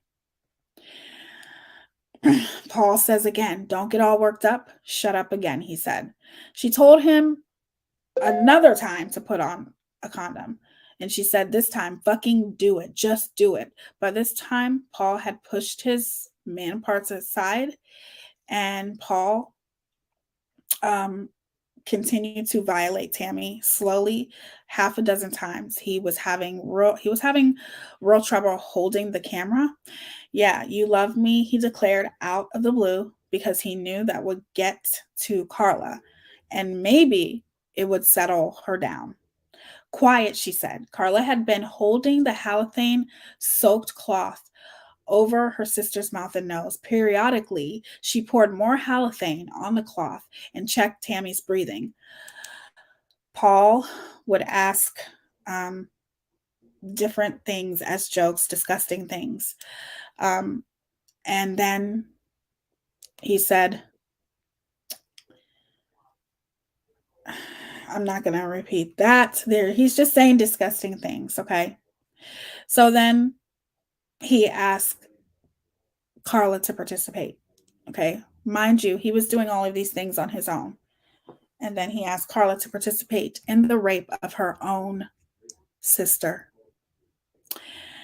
Do this to her, he said.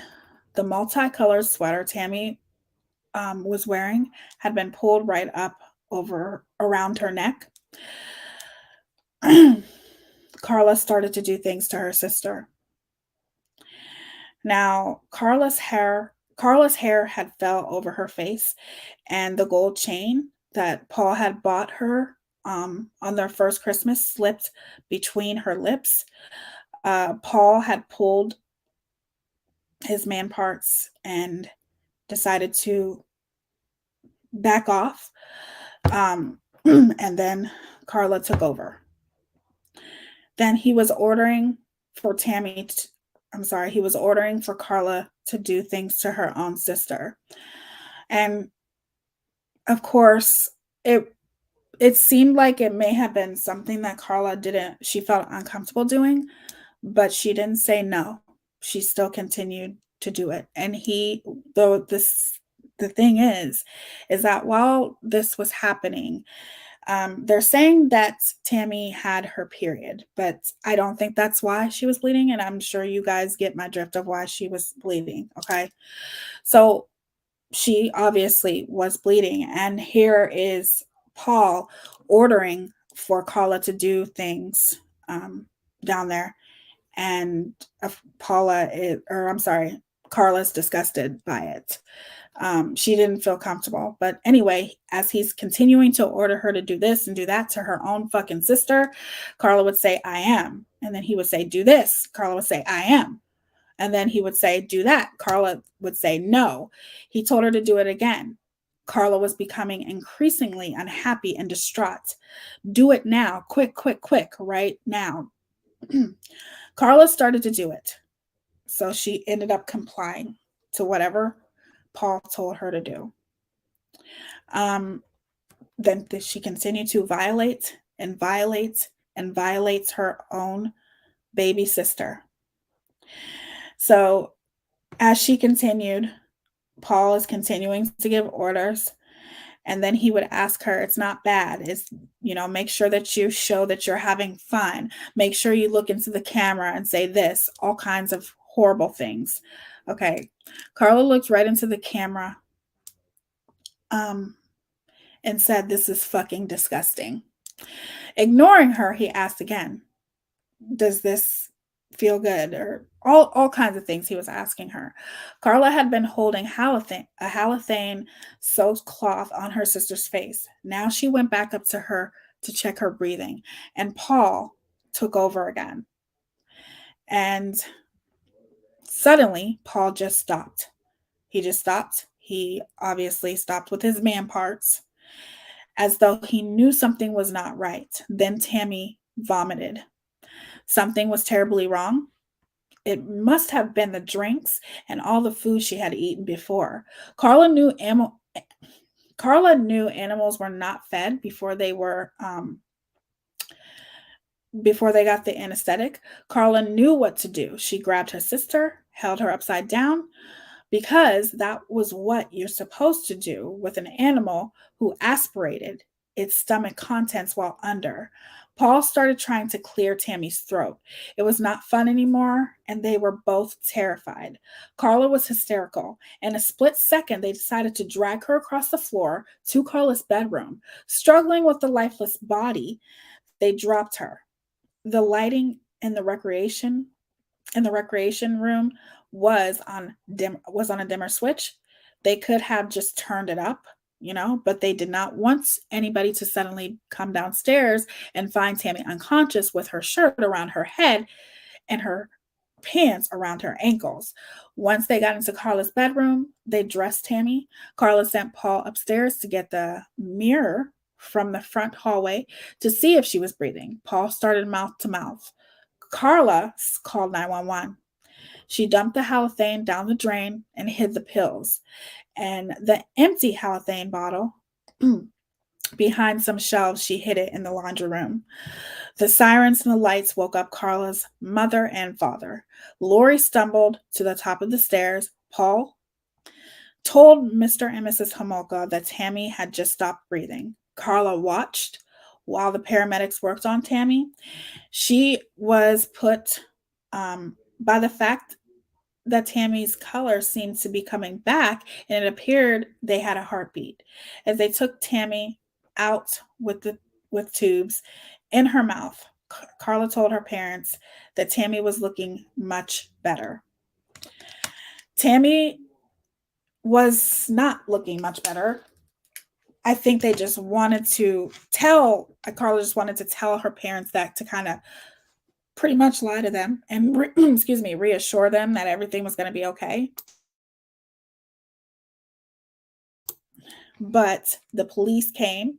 It had been tough to get through the snowstorm, because it was snowstorming that night, that had blanketed the city. The two senior officers on the scene went with Tammy. Mr. and Mrs. Homolka followed the ambulance to the hospital. They left Constable David Weeks, a tall, gangly rookie who had only been on the job for about 7 weeks, with Paul and Carla and Lori. Constable Weeks found the situation very suspicious. He sat Paul, Carla, and Lori on the couch. He suggested to them that they might have been freebasing cocaine, even though Paul had told him outright, before Weeks had even said anything, that there's no drugs involved. What else could have caused that unholy burn on Tammy's face? Constable Weeks, which is a weird name. That's a very weird name. Constable Weeks wondered. Then the telephone rang. Constable Weeks answered.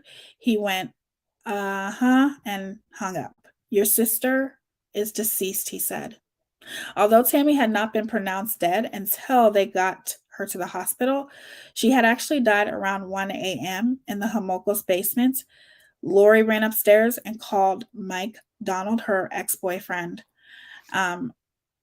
When Weeks came back down after checking on her, he found Carla loading the blankets on which her sister had vomited into the washing machine. So basically, she's just loading these blankets because her, Tammy had vomited on those blankets and she's loading them in the washer. Like, that should be the last thing she should be thinking about right now. And you're not thinking that police are watching everything that you do. Everything that you do is going to be suspicious, but unfortunately, that wasn't enough. The water was already running before he stopped her and pulled the wet parts out. When Lori came downstairs again, the two sisters hugged each other and started quietly crying. Paul rocked back and forth, madly whacking his own head and screaming, continuously hitting himself in the head. The senior detective came back to Dundonald and drove Paul and Carla and Lori to the police station on Church Street. Paul and Carla were left sitting on a bench together for almost an hour, waiting to be interviewed. Finally, they were questioned separately. The police noted that their stories were remarkably similar, which is something that police look for. Like, if your stories are too similar, that's even suspicious. Neither Paul nor Carla had said anything about the halothane or the halcyon on video or the videotape. They both said the marks on Tammy Lynn's face were caused when they dragged her across the carpet to Carla's room. Although the coroner was sure the marks were not rug burns, the police never questioned Paula. Oh my God, they never questioned Paul or Carla about it again. They were finished by 6 a.m. When they got home, Paul and Carla panicked. They could not find the videotape. Paul had left it in the camera too, but someone had moved the camera into Carla's bedroom. One of the cassettes was even sitting out on Carla's night table in plain view. Obviously, nobody had bothered to check either the camera or the cassette, which is so sad. Very, very sad. Dorothy Homolka called her neighbor friend and coworker Lynn McCann and asked her to come over to the house. Lynn and Dorothy were approximately the same age, and they had both worked as secretaries at the Shaver Clinic. It was early on the morning of December 24th. Dorothy said that they had just came back from the hospital and their daughter was dead. At first, Lynn thought it must be Lori, the middle girl, because she was the one who had really bad asthma, but it was Tammy Lynn, the most athletic, the healthiest, and the bubbliest of the three blonde sisters. Tammy would have turned 16 on New Year's Day. Lynn had been at 61 Dundonald for a couple of hours when Carla and Paul came home. They were in a grand funk because they said that the police had treated them like criminals, interrogating them all night. Then the bastards had not driven them home as they had promised they would.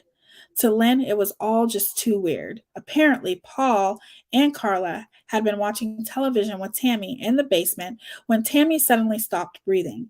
Tammy told Lynn, or Dorothy told Lynn, that Tammy had choked on her own vomit and that Paul had really worked hard giving Tammy mouth to mouth, trying to save her life. If only she fucking knew. Dorothy said she was... Hold on, I'm taking a drink. Dorothy said she and Carol had been asleep when Dorothy was awakened by something. She thought it was music or the television. She was on her way downstairs to tell them to turn it down when she saw flashing lights. The paramedics were already at the house when Dorothy got to the top of the basement stairs. At noon, Dorothy asked Lynn to go out with her and Carol and helped them pick out a casket. Carol asked Carla to go too, but Carla told them to fuck off. Um, Lynn had lost an infant child and found the whole casket thing very difficult. It was all the more unsettling that Dorothy and Carol didn't cry at all. They did not cry after they lost their daughter. They showed no type of emotion at all throughout the entire 3 hour ordeal looking for a casket. When they were done, Lynn was exhausted and went home for a while. She suggested that Dorothy lie down too and try to get some rest. And later, when Lynn came back to check on Dorothy, just to see how she was doing, Dorothy told her that they laid down, but instead of resting, she and Carol screwed. Fucked up people. Their youngest daughter just passed away, and you are talking about how you and your husband screwed. Okay, I guess everybody grieves in their own different way, but that's just sorry, that would be the last thing on my mind, the last thing I would be thinking about if I just lost a child. Lynn was flabbergasted when Dorothy told her that somebody had somebody had come by and dropped off a death certificate. Tammy Lynn's body was barely cold, and they had already concluded her death was accidental. Tammy Lynn was buried December 27th, 1990. Carla was acting very strangely at Tammy's funeral. It was an open coffin. She would not leave Tammy's hair alone. She kept straightening the corpse's clothes. Everyone was suspicious. The paramedics had said the washing machine was going when they arrived at the house, and it was 2 o'clock in the morning. It was said that Paul and Carla had washed all of Tammy's clothes. There were rumors about Paul and Carla freebasing cocaine. Everyone believed that Tammy's death was rushed through the emergency room because it was Christmas and everybody wanted to get home to their families. Maybe the coroner had been drinking. And then there was the huge bright raspberry colored burn that extended from the left side of Tammy's mouth all the way down to her chin onto her neck, for which no one had a plausible explanation. Dorothy had given Lynn 3 different explanations at 3 different times. First, she said it was because Tammy had bad acne and she had an allergic reaction to a particular type of makeup. Then she said it was the result of an excessive mouth to mouth resuscitation. And thirdly, because the paramedics had dragged Tammy across the carpet. In spite of the heroic efforts of the undertakers and the makeup as thick as rhinoceros, um, rhinoceros hide trottled on the dead teen's angered face. The mark was still clearly evident, and it was a huge, huge mark. And I will show you guys in a minute because I have the picture. The day after the funeral, Carla went to the doctor and got more halcyon. Tammy Lynn Homoko was buried near the Homoko's house in Victorian Lawn Cemetery, where they played 8-track tapes. For some reason, it was always playing the theme from The Sound of Music, The Hills Are Alive with The Sound of Music, if you guys know that song. They had put Tammy's school picture on the tombstone along with an engraved soccer ball at the top because Tammy loves soccer, and a bronze pair of soccer shoes at the base. Soccer was Tammy's game. She was amazing at it and definitely could have had a future with it too. On the weekend of January 12th, Carla's mother and father decided to go to a lightning show in Toronto. Carol and Dorothy went to the same show every year, combining a little business with pleasure. This year, it was different, though. They really needed to get away. Carla's sister Lori went to visit her grandparents in Mississauga. I'm probably saying that wrong. Under the circumstances, Paul and Carla decided the best thing to do was for Paul to go out and get another girl and rape her. Since they had the house to themselves, he could bring her back there, and this time they would make sure she lived. Paul went out and found a girl, brought her back. Carla watched from the doorway while Paul did what he did on the floor of her bedroom. But it was not like rape at all. No screaming or anything. Neither Paul or Carla had any idea who she was. They just called her the January girl. Paul took the January girl out to a deserted road around the Lake Gibson and let her go. He was only mildly concerned that she might have seen his license plates, or as he drove off, she could have seen or heard something else.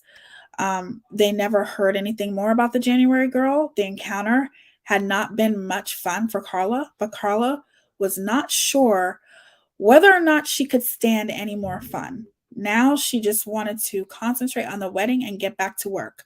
Carla knew Paul was unhappy, though, about not having Tammy to play with anymore. She knew that he blamed her. She did not mind that Paul had loved Tammy.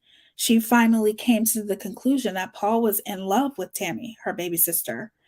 She had she had loved her too.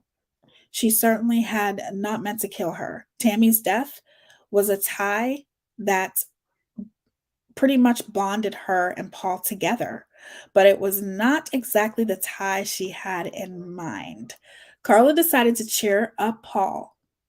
She decided to pretend she was Tammy, the way she had the summer before, only better. This time, they would make a movie, and in the movie, Carla would become her dead sister. Carla told Paul. Carla said she was very good at pretending, and with this performance, she would bring Tammy back to life. Paul was very happy. He set up the video camera in the basement. Carla would make a wonderful wife.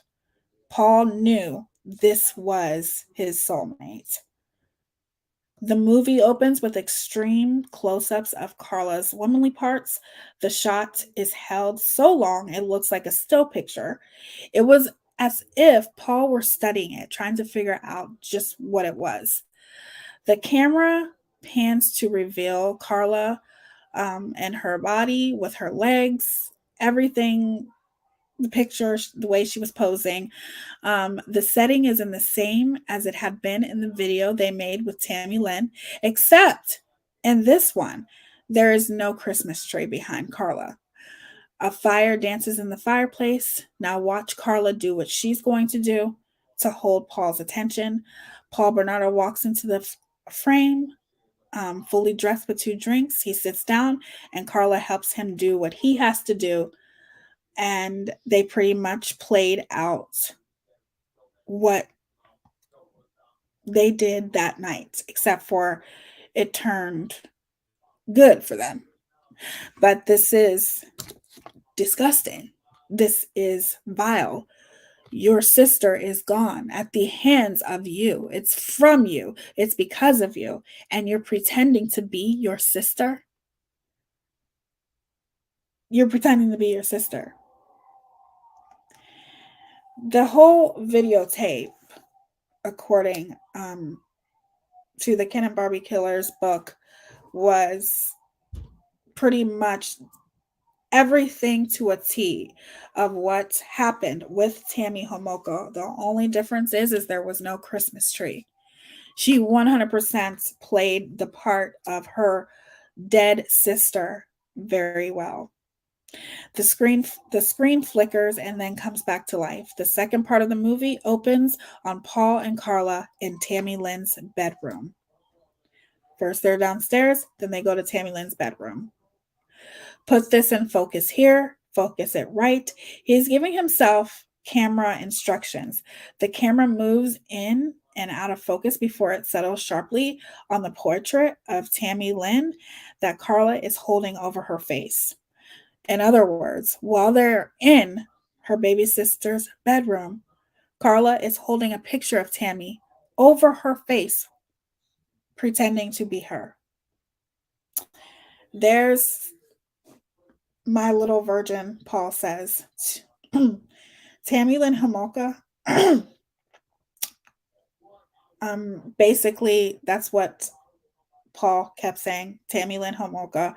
It was almost as if he was fixated.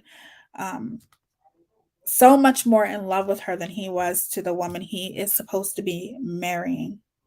I loved her so much. So nice and so warm. Paul reiterates. He looks at the picture lovingly while Carla climbs to the bed and bends her head to his man parts. I loved her so much. She was my everything. I really was in love with her. And Carla continues to play the part of her dead sister. And pretty much it just goes into graphic details about the things that they did while Carla was pretending that to be Tammy. It's very, very sad, you guys. It takes Carla 15 minutes to do what she really needed to do to satisfy Paul.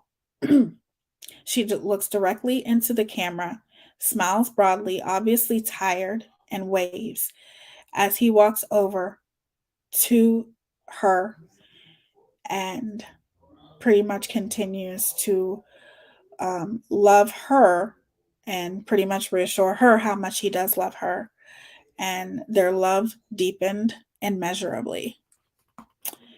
So we are going to leave it off at that. This has been long, and I appreciate every single one of you that stood here, that stayed here this whole entire time. I love you guys. And I seriously could have made this into a video, because if it was a video, it wouldn't be as long, you guys. But I love doing this with you guys. Like, I love true crime. I know that there was a lot of graphic detail in here, but it definitely takes you to everything that these victims went through, you know. And ultimately, when this started, when Carla and Paul did this to Carla's baby sister Tammy, that is when the murdering started. And they say, you know, when a murderer gets away with something, they'll continue on. And that's exactly what Paul and Carla did. It is disgusting, the things that were done. It's disgusting, the magnitude of things that Carla will do for this man, that it was almost as if there was nothing that she wouldn't have done for him. And when it comes to you literally hurting your own baby sister, it just shows, to me, she's a sociopath. There's no feelings there. There's no emotion there. I don't think that Carla was really capable of loving anyone. So I'm just going to show you one picture here, and then we will wrap this up. Hold on one second. Let me bring this up.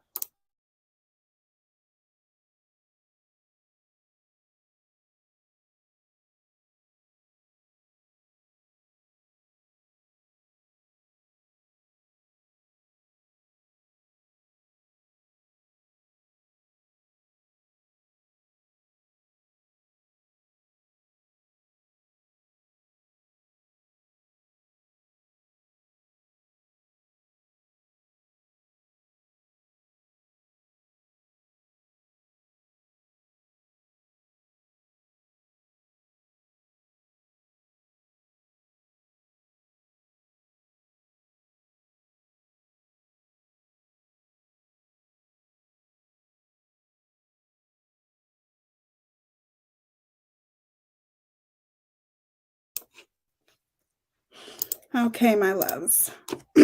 Again, trigger warning. This picture is very graphic, but I think it's very important for you to see the burn, because it gives you an idea of how long Carla held that to her face. The halothane, how she had held that to her face for so long.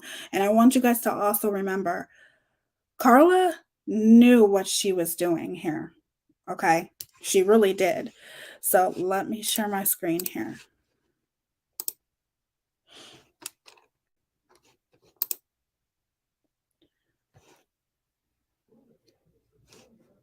I don't know what that is. Sorry, you guys.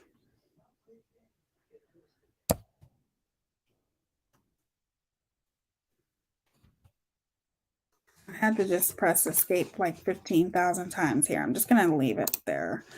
Okay.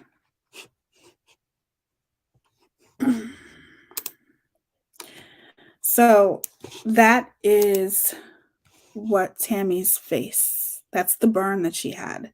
Now, according to Tammy and Paul, they were basically saying that this burn was from them dragging her across the carpet. That wouldn't cause that type of burn. And the reason why I'm showing you guys this is because it really does show you how, in a lot of ways, the police were incompetent, even when they were investigating and talking about this.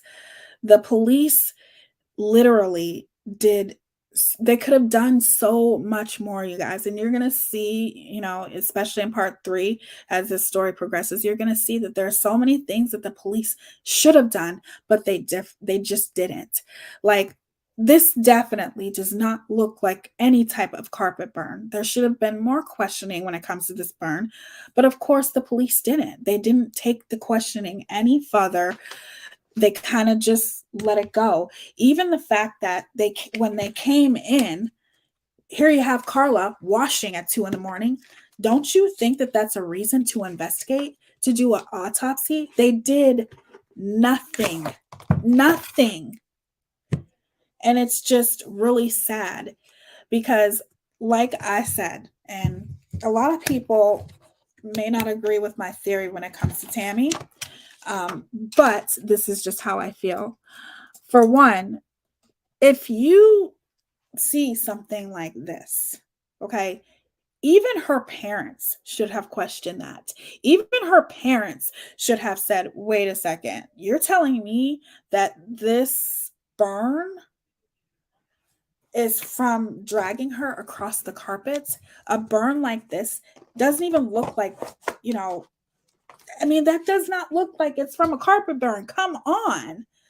It's just disgusting, the things that the police let them get away with. It's so bad, you guys. So bad. And so sad. You know what I mean? Because they technically did. Even till this day, when some people talk about this case, they really don't ever talk about, they don't include Tammy in the murder. Some people do. But some people don't, because they were never really investigated or charged with this, and they weren't until Carla admitted what she had done. This story is horrible, but in my theory, before we end this, my theory, when it comes to Tammy, is that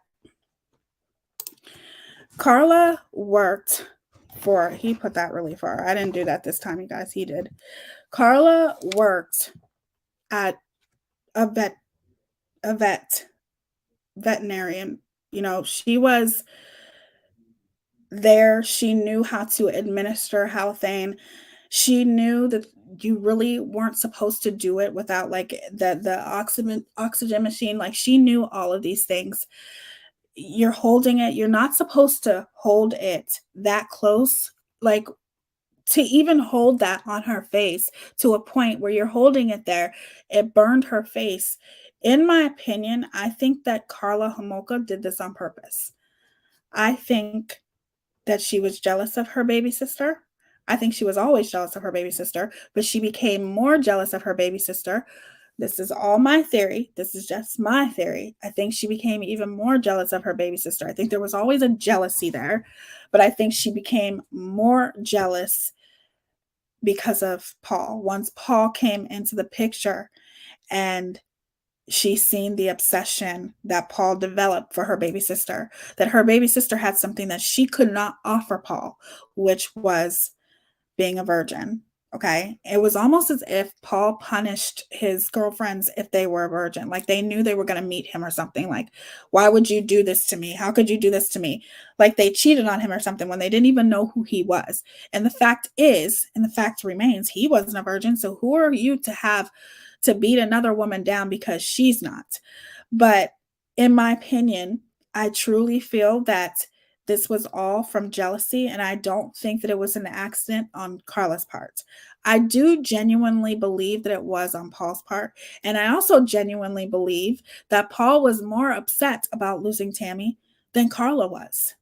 I just do. I think, you know, I think all siblings can be jealous of um their baby sisters. Like, I think, like, even with my 12-year-old, his baby brother, sometimes he can get upset because obviously his baby brother requires more attention, you know what I'm saying? So sometimes that can make siblings jealous of one another, but at the end of the day, it's innocent. It's not anything like serious, but obviously with Carla, it was serious because at the end of the day, this is something that he holds over her head throughout their entire relationship. Obviously, he blames her for this, okay?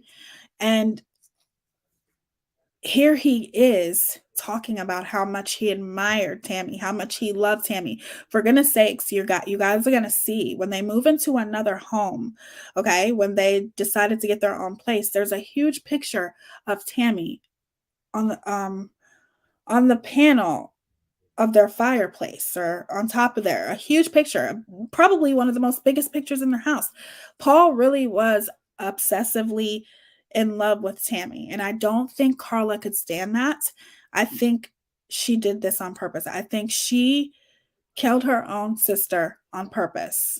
I do not feel bad for Carla in any way, shape, or form.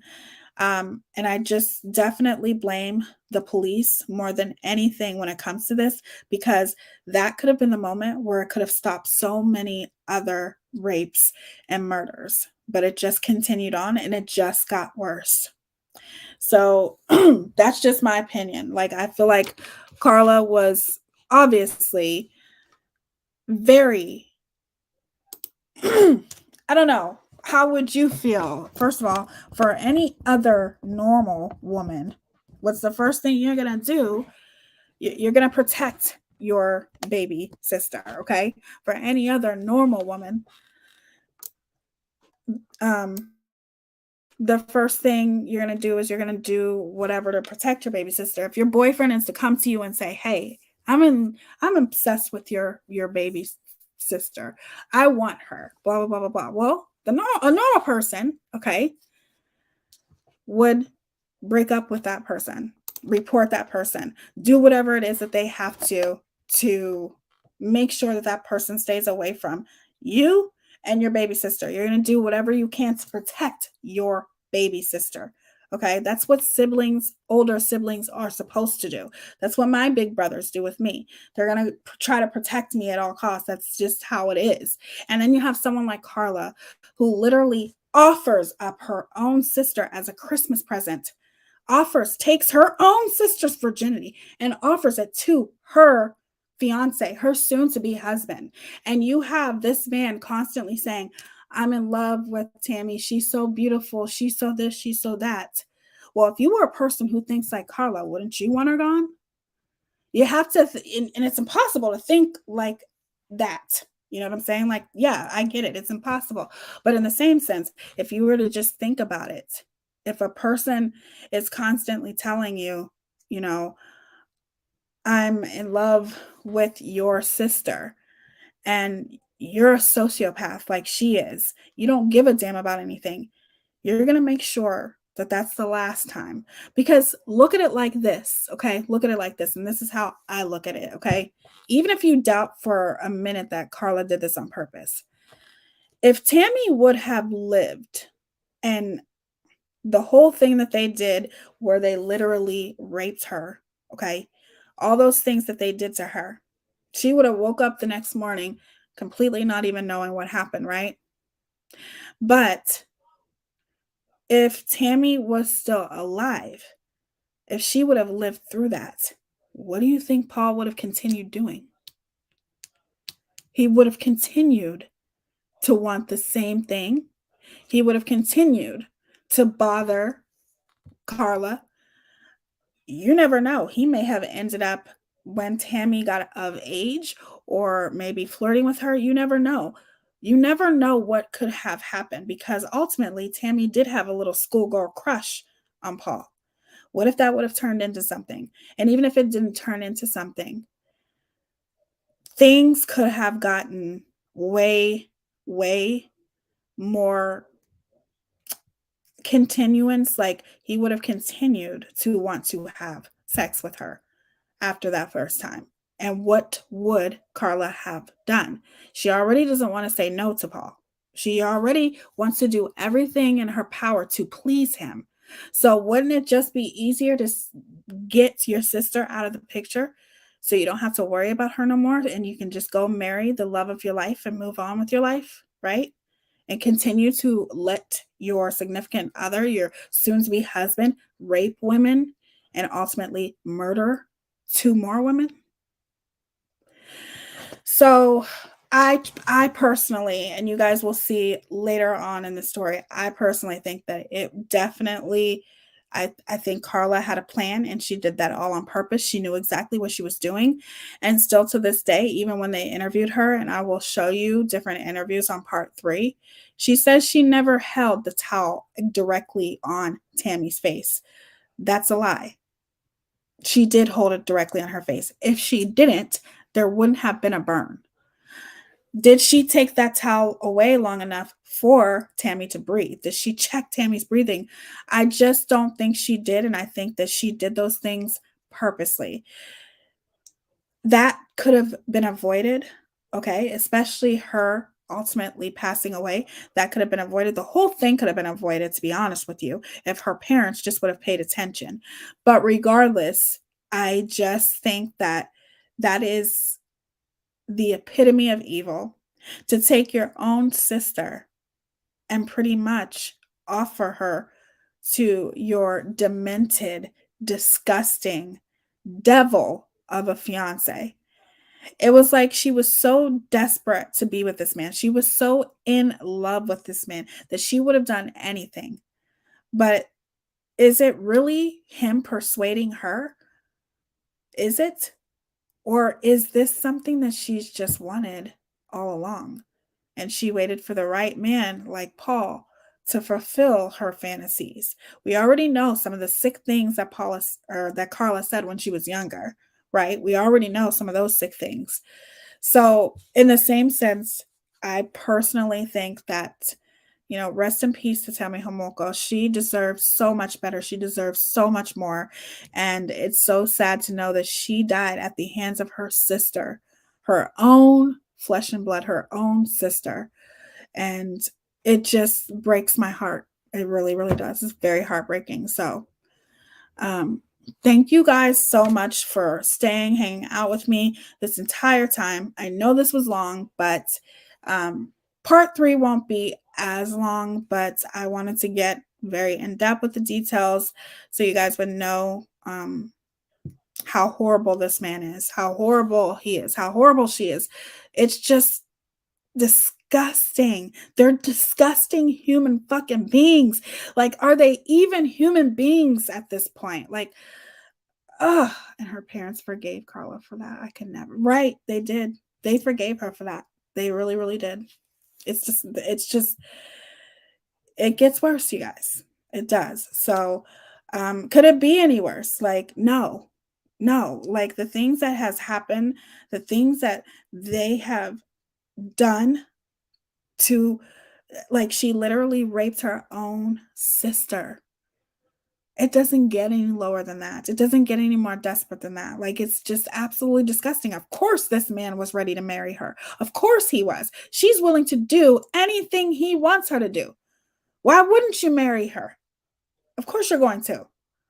Okay? You have this sociopath that literally wants to live out this fantasy of taking the virginity of teenage children. You might as well say children, teenage children. Okay. And you have someone who's helping him. She's literally helping him. It's disgusting. It's repulsive. It's inhumane to me. It just, But anyway, we will continue to talk about this within the next couple of days. I will do part 3. This true crime Thursdays is not going to be this. It's not. It's going to be something different. But I will probably do part 3 to end this off. Maybe Friday. I'll do it Friday. And we will come to the conclusion and everything that happened. You guys are great. Thank you so much for being here. Thank you so much for spending time with me. Thank you for being here this entire time. All of you, you guys mean the world to me. Thank you so much. And I will see you guys tomorrow. But it's not going to be about this. Like I said, I'll probably schedule this part 3 for Friday. Tomorrow, we will be back to talking about the pathetic human beings on YouTube. You know, Molly Golightly, Bullhorn Betty, the pieces of vile shit here on YouTube, okay? That's what we'll be talking about tomorrow. But Friday is when we will do part 3 and finish up the story.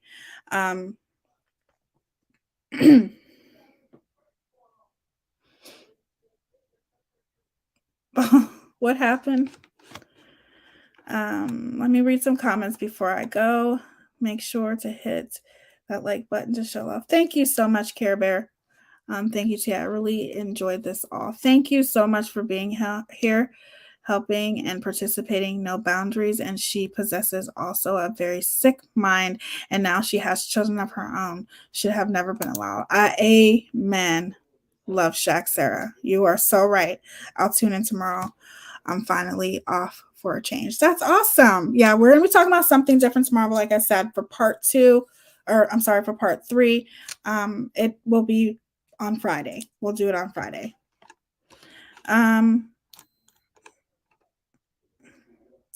It's okay, love. Get some rest and feel better. Yeah, my kids are sick too. Good looking glass. Yes, get some rest. Yes. I hope you feel better. My kids, oh my gosh, they have been sick, coughing, sneezing. They can't quit sneezing. It's been horrible. They're finally starting to feel better, but I felt so bad for them that they felt that way for Halloween, and I'm just hoping I don't get it, but whatever, you know. I wouldn't doubt it if I get it. That shit always happens to me. It's always this time of year, right? Like, it's always this time of year when you get sick, and I hope you feel better, Rianne. So I will see you guys tomorrow, and sleep well. I absolutely adore each and every one of you. I'm very, very blessed to have all of you that are here just listening to me. I appreciate it. Apparently your voice just put me to sleep. Well, that's awesome. I don't like my voice, but thank you. Came in late, but my child has been sick all day. Yes, that's okay. Everyone's kids are getting sick. All I can say is what works for me. Make sure they're getting vitamin C, and NyQuil helps my kids. But thank you so much. I love you guys. I hope you guys have an amazing Tuesday. Or wait, what's today? Wednesday? Okay, yeah. I hope you guys have an amazing Wednesday. I will see you guys later on tonight because it is 3:04 in the morning here. And I hope that you guys have an amazing Wednesday. And I will see you later on. And we'll be talking about well, technically it's Wednesday because it's 3:04 for me. So it's, for some people, it still might be Tuesday, but it's actually Wednesday for me. But I'm glad you guys enjoy this true crime. And we're going to be talking about another interesting case on Thursday. It's going to be kind of a late Halloween true crime case. So I think you guys will like this one too. It's based on American Horror Story, a true story.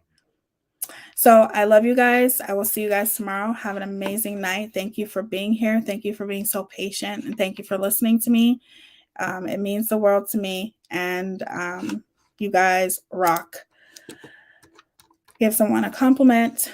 Make sure you give someone a compliment today. If you see someone, tell them how beautiful they are, whatever, any kind of compliment. You never know how that can change someone's day. I also want to say rest in peace to Takeoff from the Migos.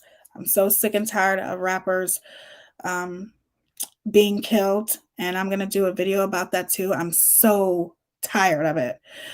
So rest in peace to Offtake and his family. My heart and prayers are with the Migos. Unfortunately, they broke up, but my heart and prayers are with his family. This is horrible.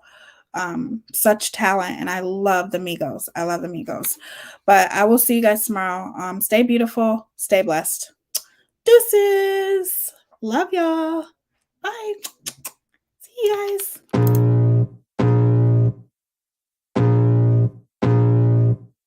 I can feel the blood creeping up from the heathens. Got will, got fight, got pride, got reason. If they wanna go eat, then you know I'm gon' feed them. If you're coming for me, hope you're ready for a demon. I got eyes in the back of my head, I'm seeing. Take me for granted and you know I'm leaving. I'ma take what's mine with the webs I'm weaving. I could take this crowd from seeing to believing. Got a taste for blood and my tongue keeps bleeding from the words I spit. So sharp, so freezing, so